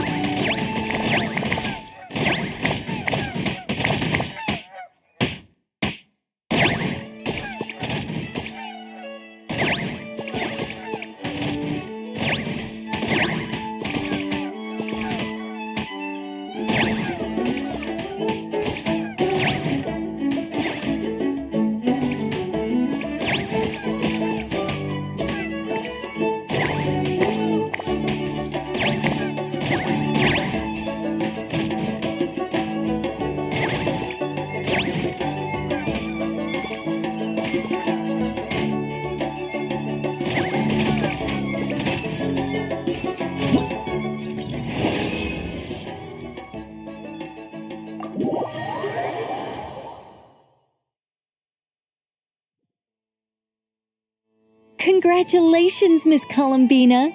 With your great wisdom, you have overcome every obstacle in your path and conquered the great challenge posed to you by fate. Fate? Well, something to that effect. If you'd prefer something more poetic, it could be the icy winds or the dawn. Anything you like, really. You could even go with the challenge posed to you by Dodeko, if that's what you're into. Anyway, you can take or leave my suggestions. Moving on. All my hopes are now resting on this. Can I open it now? Stop teasing me. Please, I'm begging you. No more talk. Just open it. Wow. What a lovely sculpture. Classic and cute at the same time. Thank you, Miss Nicole. I'll always treasure it. Ah, there we go. Music to my ears. You have my sincerest gratitude, Miss Columbina. Thank you for sharing your precious time with me and fulfilling my wish. Don't mention it. You've all done much to help me, and still, I'm the one receiving all these gifts.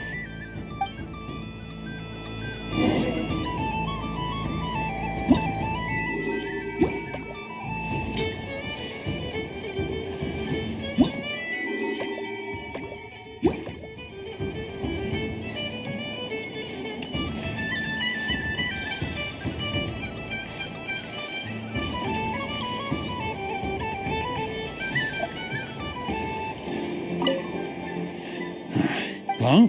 Albedo? This sketch is for you, Grandmaster. Oh, a gift for me. Thanks. Let's see what you've done for me. The north wind left in a lurch. Thank you. It seems I've picked lemon. It strikes a good balance between sweet and sour. This has piqued my curiosity. What if we were to add citrus and other spices, then enhance the flavor via caramelization? I wonder what the end product would be like. Perhaps I should take the time to try this out.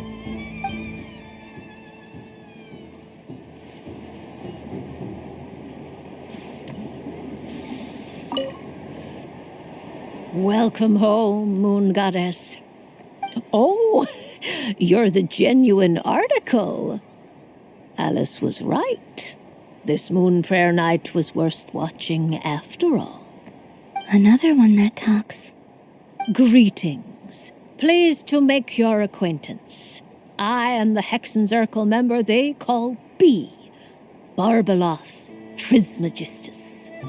Columbina Hyposelenia. Pleased to meet you too. Hyposelenia. A fine name indeed. Now then, Miss Columbina, do you wish to hear a mage's divination? Divination? The Frost Moon Scions used to ask me what would happen in the future. Is this like that? From the perspective of the one seeking answers, perhaps. As you look to your journey ahead, if you seek to understand the unknown, resolve your doubts, and soothe the confusion in your heart, divination could be for you. The unknowns on my journey. Of course, if one wishes to peer into fate, then hydromancy is the more precise option.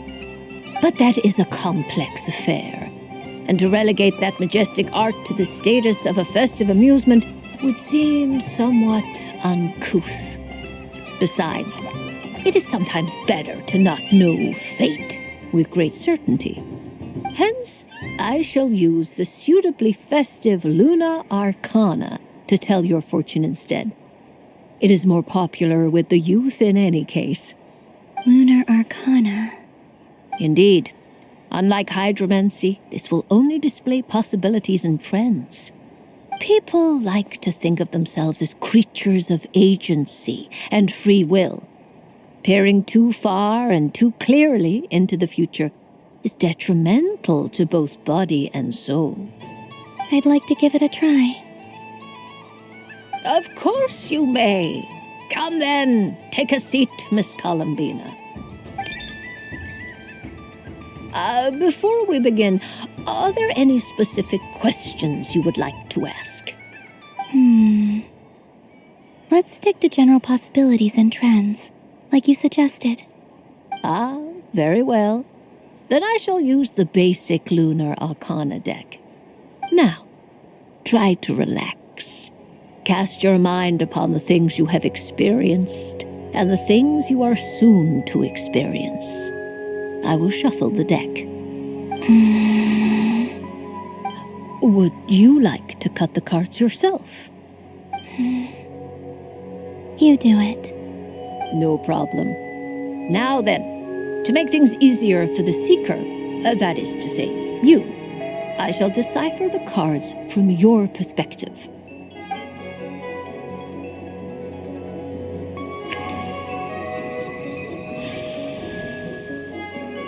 Please, draw the first Lunar Arcana. This represents destiny and is the foundation for the divination as a whole. Now, draw your second card. This will stand for the past, the sum of all your experiences that have come before. And now the third Arcana. This is the present, your interpretation of the current moment. Finally, the last card. This shall speak of the future, which... Oh. Kuvaki Pulse? Fascinating. I've never encountered this before in my role as a diviner. Something has exerted an influence upon this card, causing it to leave its designated position. What do you make of this, Miss Columbina? Perhaps this is the guiding hand of fate in action. Of course, if you wish, you can choose to deny the validity of this card and draw the future for yourself. No, it's fine. Let's go with this one. A bold decision. I must say I'm looking forward to the results. Well then, let us flip the Lunar Arcana in sequence and see what emerges. Sure. First, Destiny. No surprises here. The card that represents yours is the moon. The moon. Indeed. The moon can represent the truth at some times, but deception at others. False peace, destructive calamity, and the world-changing power that lies within. When the moon is placed on the destiny tile, it indicates that your destiny is not what it may appear on the surface. Instead, it may yet have a hidden side. It symbolizes a journey through the fog, fraught with uncertainty and deception, where one must face inner challenges head-on. I don't understand. Patience, my dear. This is but the first card, which serves as a basis for the interpretations that follow. Our divination will only grow clearer from here on out. Now then, flip the second card, the one that speaks for the past.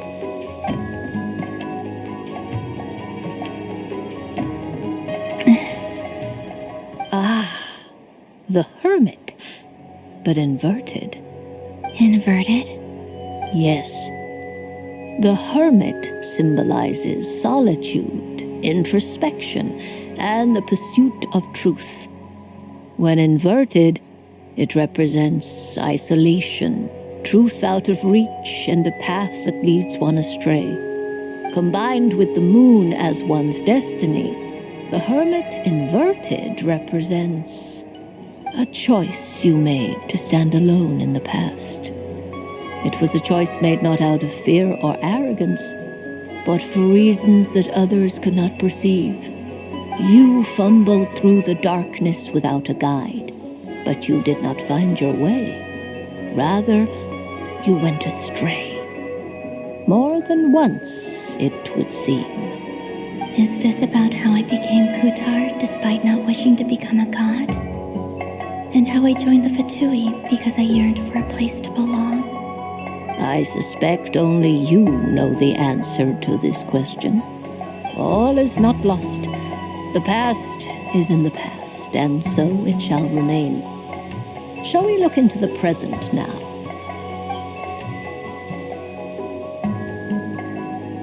Oh my.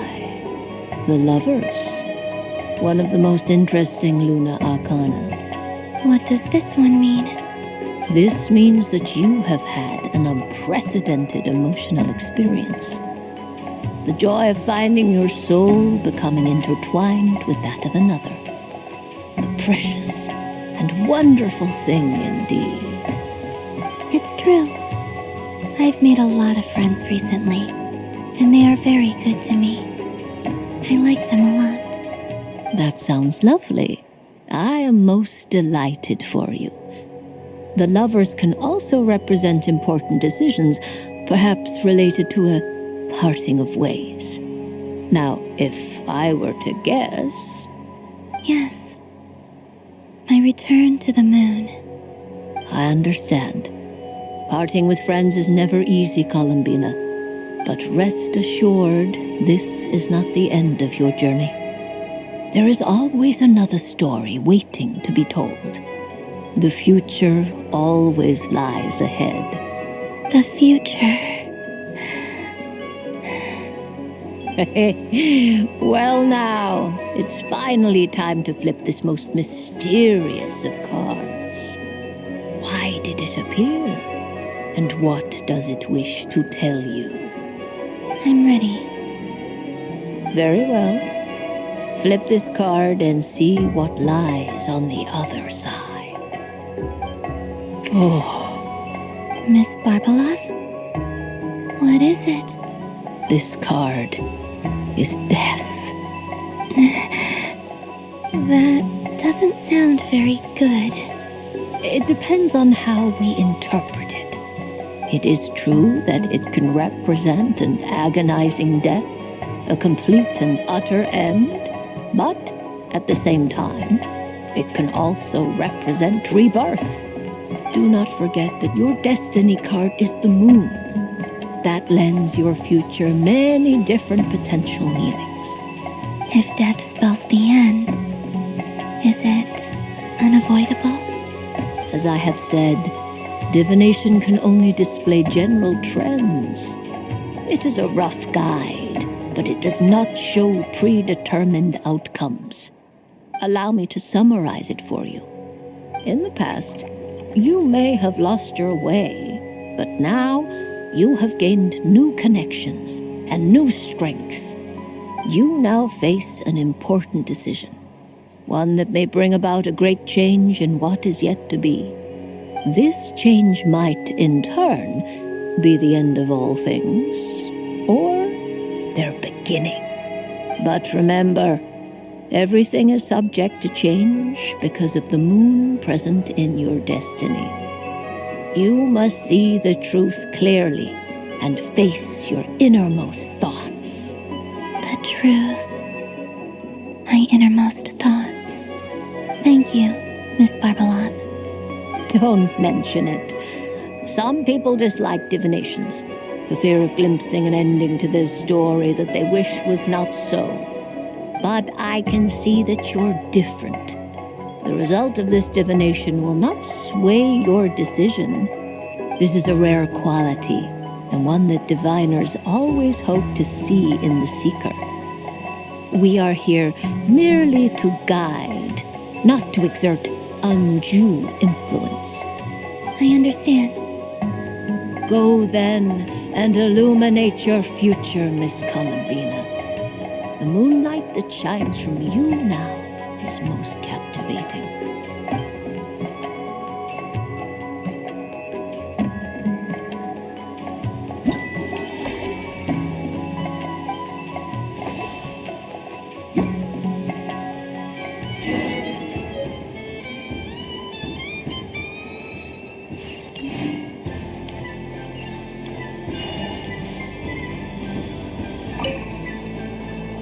Traveler, Hey there, Columbina! Are you done checking out the festive amusements already? Are you sure you don't want to look around some more? You might not get another opportunity like this for a while. right now, what I'd like to do is... You're right. I'm not ready for this night to end just yet. Yeah, that's the spirit! Take your time, Columbina. The most important thing is to have no regrets. I'll be right here if you need us. Okay, thank you.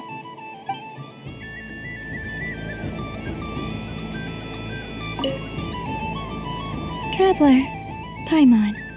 Columbina! Finished with the festival already?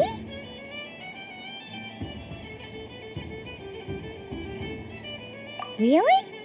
You're sure you don't want to have a little more fun out there? Final answer. Yes, I am sure.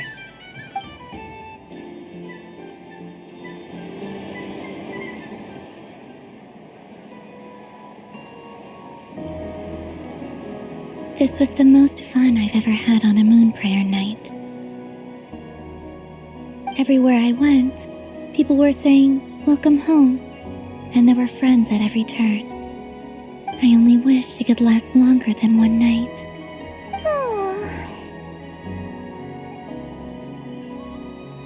Yes, you're right.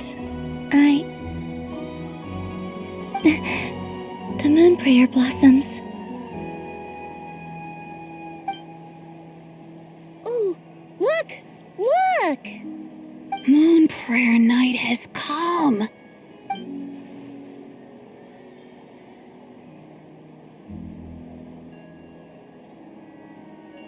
The moon. It's so beautiful. Happy Moon Prayer Night, dear. Happy moon prayer night.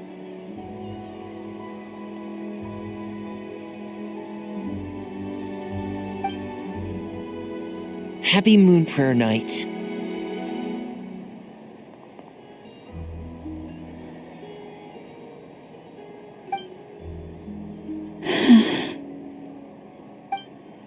Aww.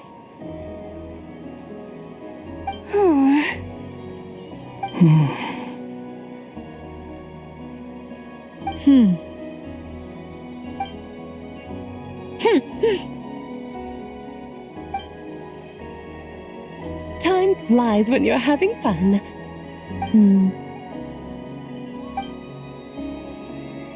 Oh. Looks like the time has come. Columbina. You're heading off then? Yes, to the ruins you mentioned, and from there, back home to the moon. Wait! I know?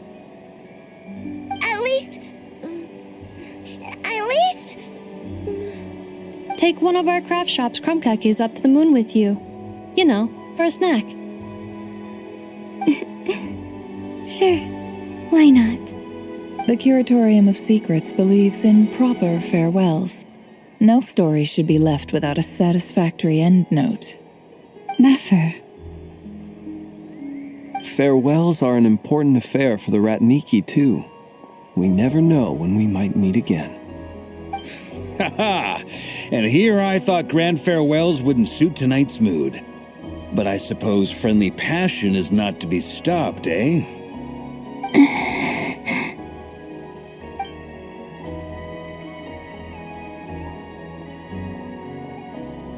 We made a little something for you, Columbina. Ta-da! What is it? A Moon Prayer Night greeting card with drawings by all of your friends.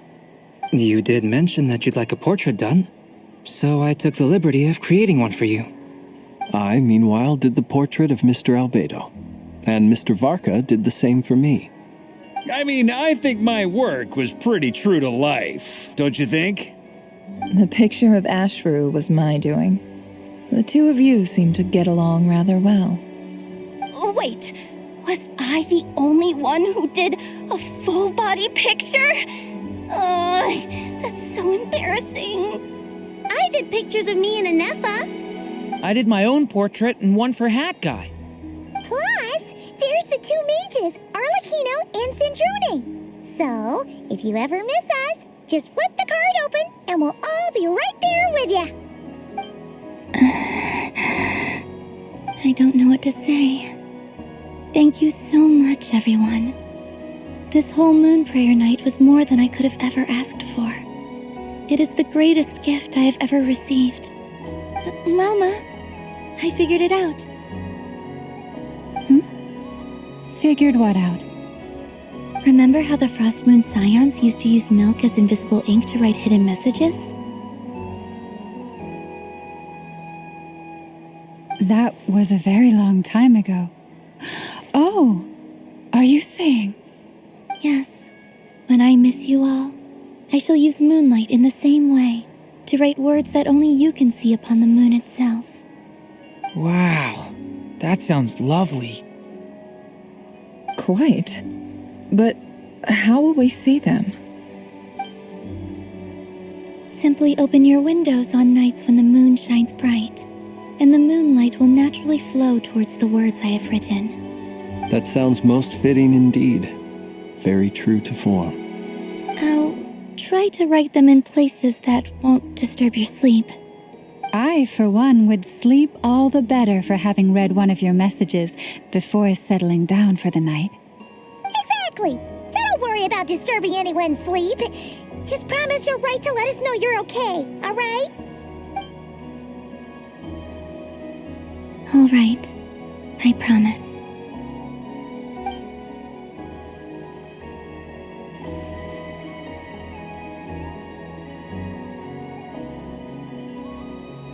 In that case, Columbina? I'm ready.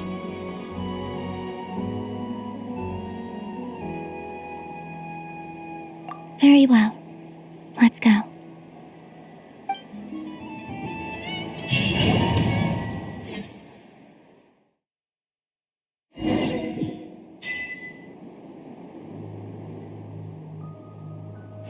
In just a few moments, I will be gone. I still don't know what to expect on the moon.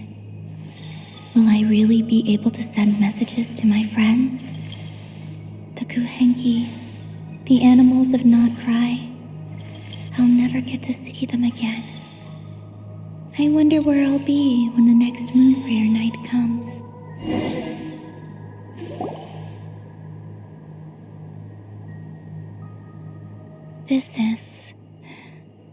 This is where the people of Hyperborea used to communicate with the moons.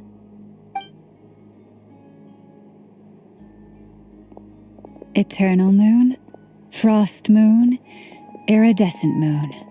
When the power of all three converge, the gate to the moons shall open.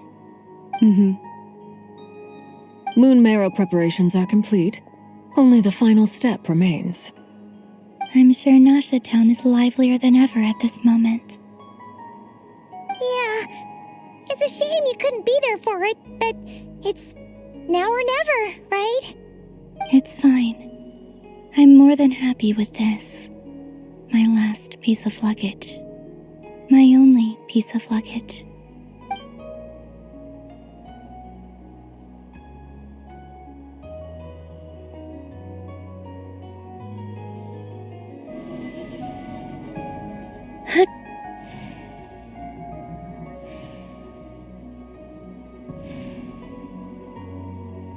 I can already feel the moon calling to me.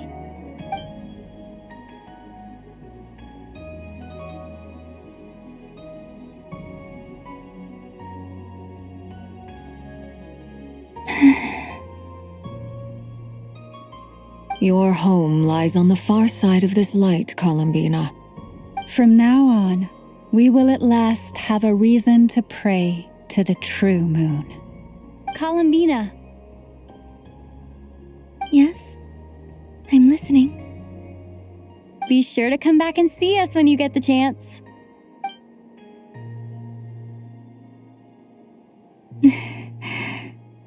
Of course. But if that chance doesn't come, then remember that you have friends on this planet. People who will miss Columbina. Yes, I will.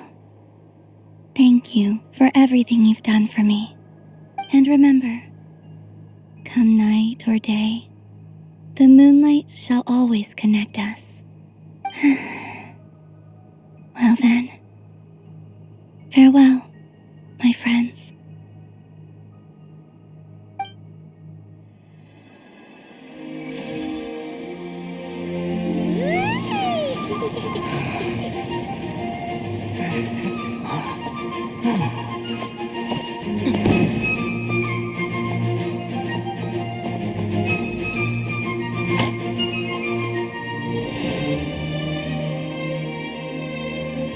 Thank you. This was my happiest night in Tevat.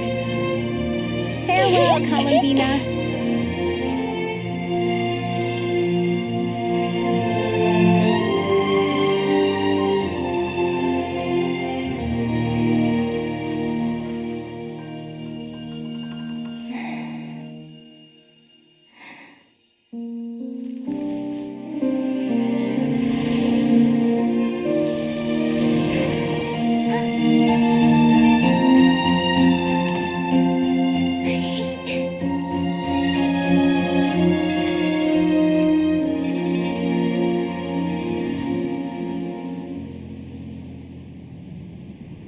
The moon really is closer than ever tonight.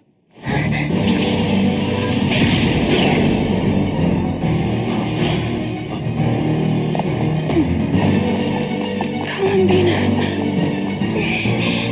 All 3 moons in one place. Time for one final experiment. Reason, life, death, time, and space. They all believed I would fail.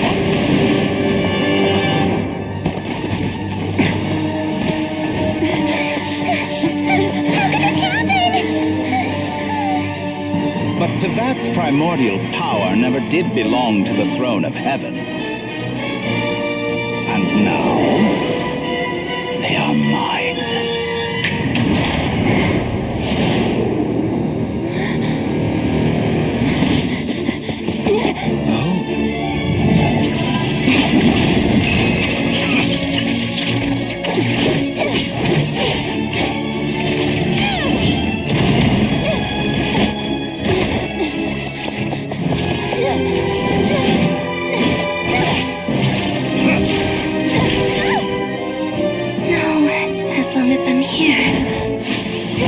Is free to wield the 3 moons' power.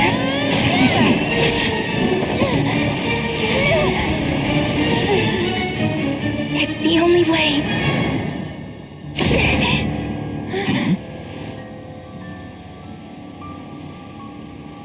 I guess I won't be going home today. Columbina! No!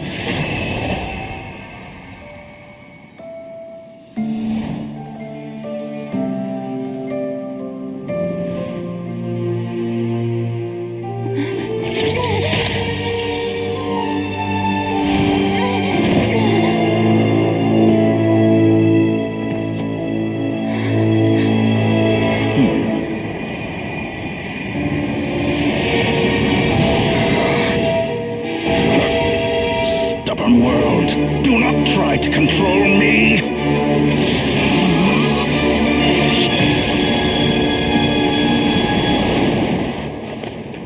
Columbina.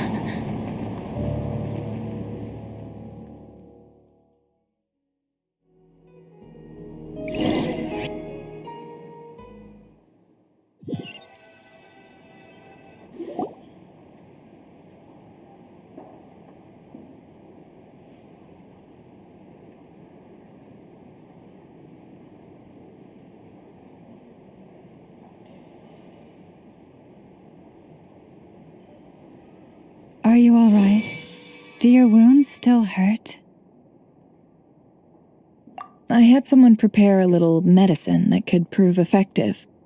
Take it if you need to. In that case, let me relate the contents of the call we made to Alice after the incident occurred.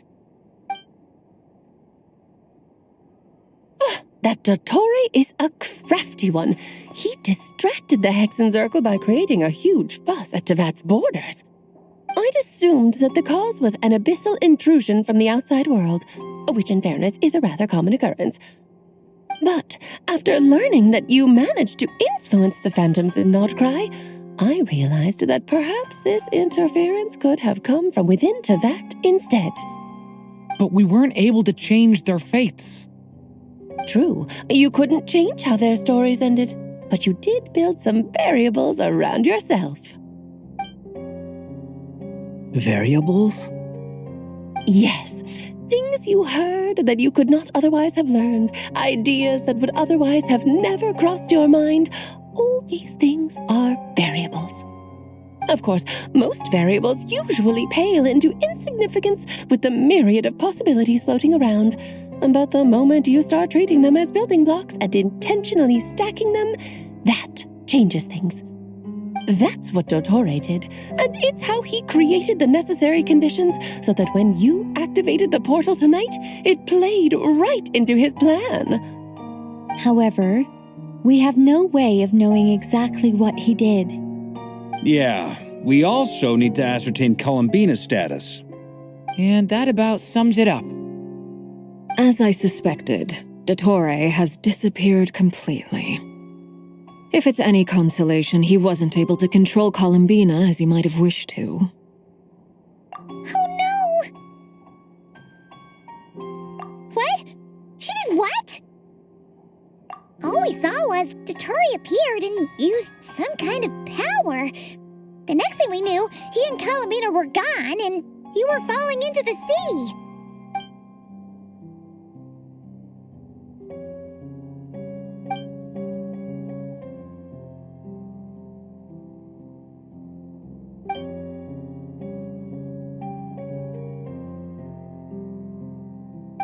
So, Columbina intentionally opened the moon gate and escaped into the same mysterious world as Rarier and Thalindis. Sounds like bad news.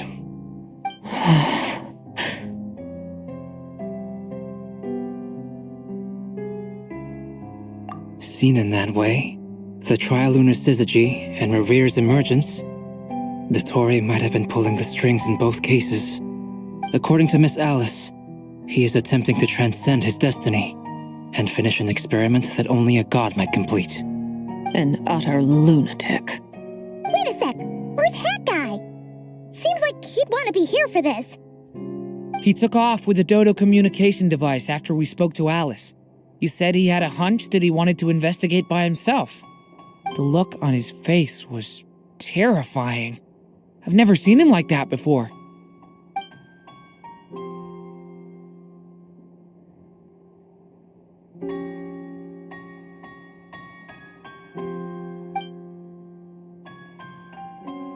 I'm back. Hat Guy! I went to look for the Hyperborean phantoms again. I think I've gotten to the bottom of it. I got them to talk to Nicole on the other end of the communications line. Turns out, the history they describe is different from how Nicole remembers it. Really? But how? Surely Nicole can't have been wrong. Because the phantoms are the ones who are deceived. They speak of a savior who appeared in their history. One who never should have existed. This savior promised to create a new moon within the false sky, and even bring back their moon goddesses. Foolishly, they believed in him, and told him everything he wanted to know about the moons. It's obvious that this was Dottore's doing. Now you mention it, the first time we entered the Hyperborean ruins, we heard the phantoms discussing their history, and I remember Nicole commenting that something sounded a little strange. But Dottore shouldn't have been able to get in there in the first place. He didn't. Nicole said that this was an anomalous state triggered by disruptions in the causal connections between phantoms from the same era. The variables that Dottore put in place were substantial enough that they even affected phantoms that he never met. So it's not that their memories were unclear. They'd been tampered with. That's exactly the possibility Dottore was trying to manufacture. He turned these variables into knowledge and engineered the situation so all that knowledge would fall into his hands. Then, he harnessed that knowledge on Moon Prayer Night to truly create a false moon. How is that even possible? To be precise, he exploited a weakness in the way the spell works. The spell senses Kuvaki to detect the moon's location. So, as long as the false moon more strongly resembled the moon than the frost moon beyond the skies, the gate would teleport Columbina to the false moon's location. In other words, to Dottore's side. Once he had her under control, the teleportation spell remained active, and he manipulated her power to seize both moon marrows. At that moment, the moon marrows disappeared right before our eyes. It was already too late, even as we were leaving the ruins. By then, Dottore had already amassed the power of all 3 moons. So, where does that leave us? What do we do now? I'd certainly like to know what Her Majesty thinks, now that the concerns I expressed to her have come to pass. But we cannot simply sit and wait for her to decide the matter. And in any case, it is not the Fatui Harbinger Damselette who sees us as her friends, but rather Columbina Hyposelenia. If, even in such extreme circumstances, Her Majesty will not lift the prohibition on Harbingers drawing steel against one another, then I will do as my heart demands. I will fight as Peruware instead. Oh, Arlecchino! Time is short, so I'll make the first move.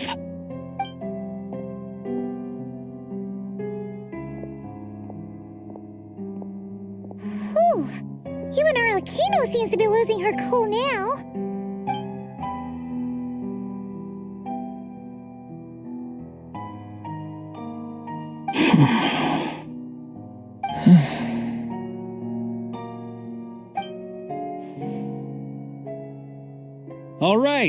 All right. Lose those dejected looks for a moment and let me get a word in. It looks bad, I won't lie. Very bad, in fact. So Dottore's pulled some real dirty tricks to gain the upper hand. For now. And yeah, it's to the point where even the mages say that his variables have affected destiny. I'm not so sure, though. Many have told me that Tevat's destiny is fixed, and that does appear to be the case. Well, what makes Dottore so sure he'll be the exception? And since he was able to stack these variables up, who's to say we can't do the same? You of all people should not be discouraged, traveler from afar. This isn't over yet. And you're not alone in that. Everyone here does, whether they've spoken thus far or not. But none of us are the type to sit back and wait for the sun to shine again. That's exactly how a knight should roll. If they knock you down, you get back up and get back in it. Don't forget, honorary knight, you're a legitimate member of Mondstadt too. Mark is right. This is far from over. Dottore's already way overdue a butt-kicking given his past shenanigans. And after this, he's earned himself a double dose.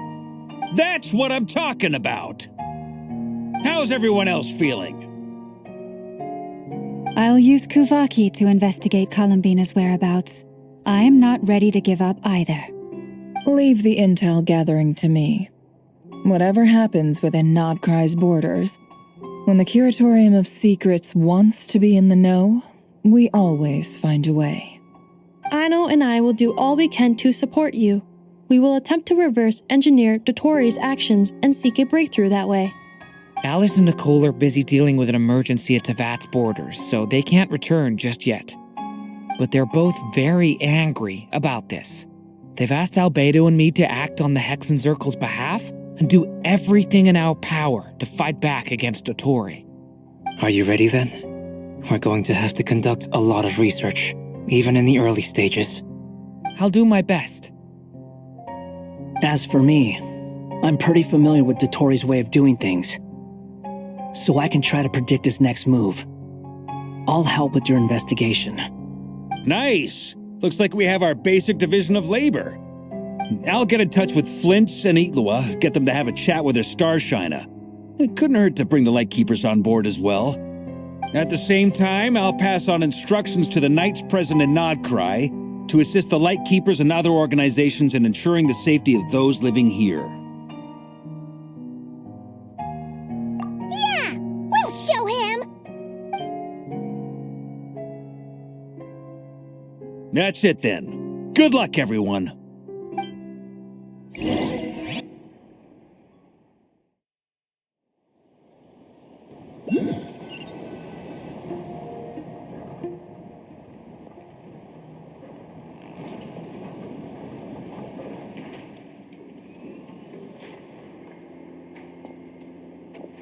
I never thought that Columbina would become my real name.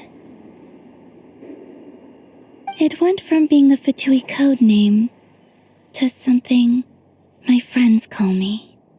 And remember, come night or day, the moonlight shall always connect us.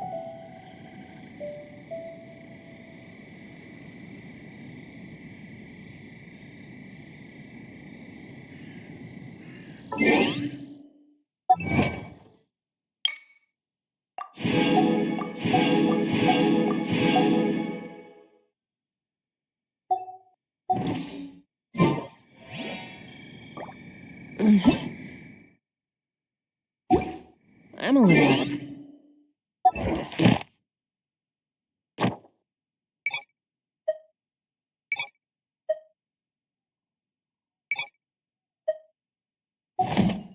Please. Any conflicts around? I'm in the mood for some peacemaking.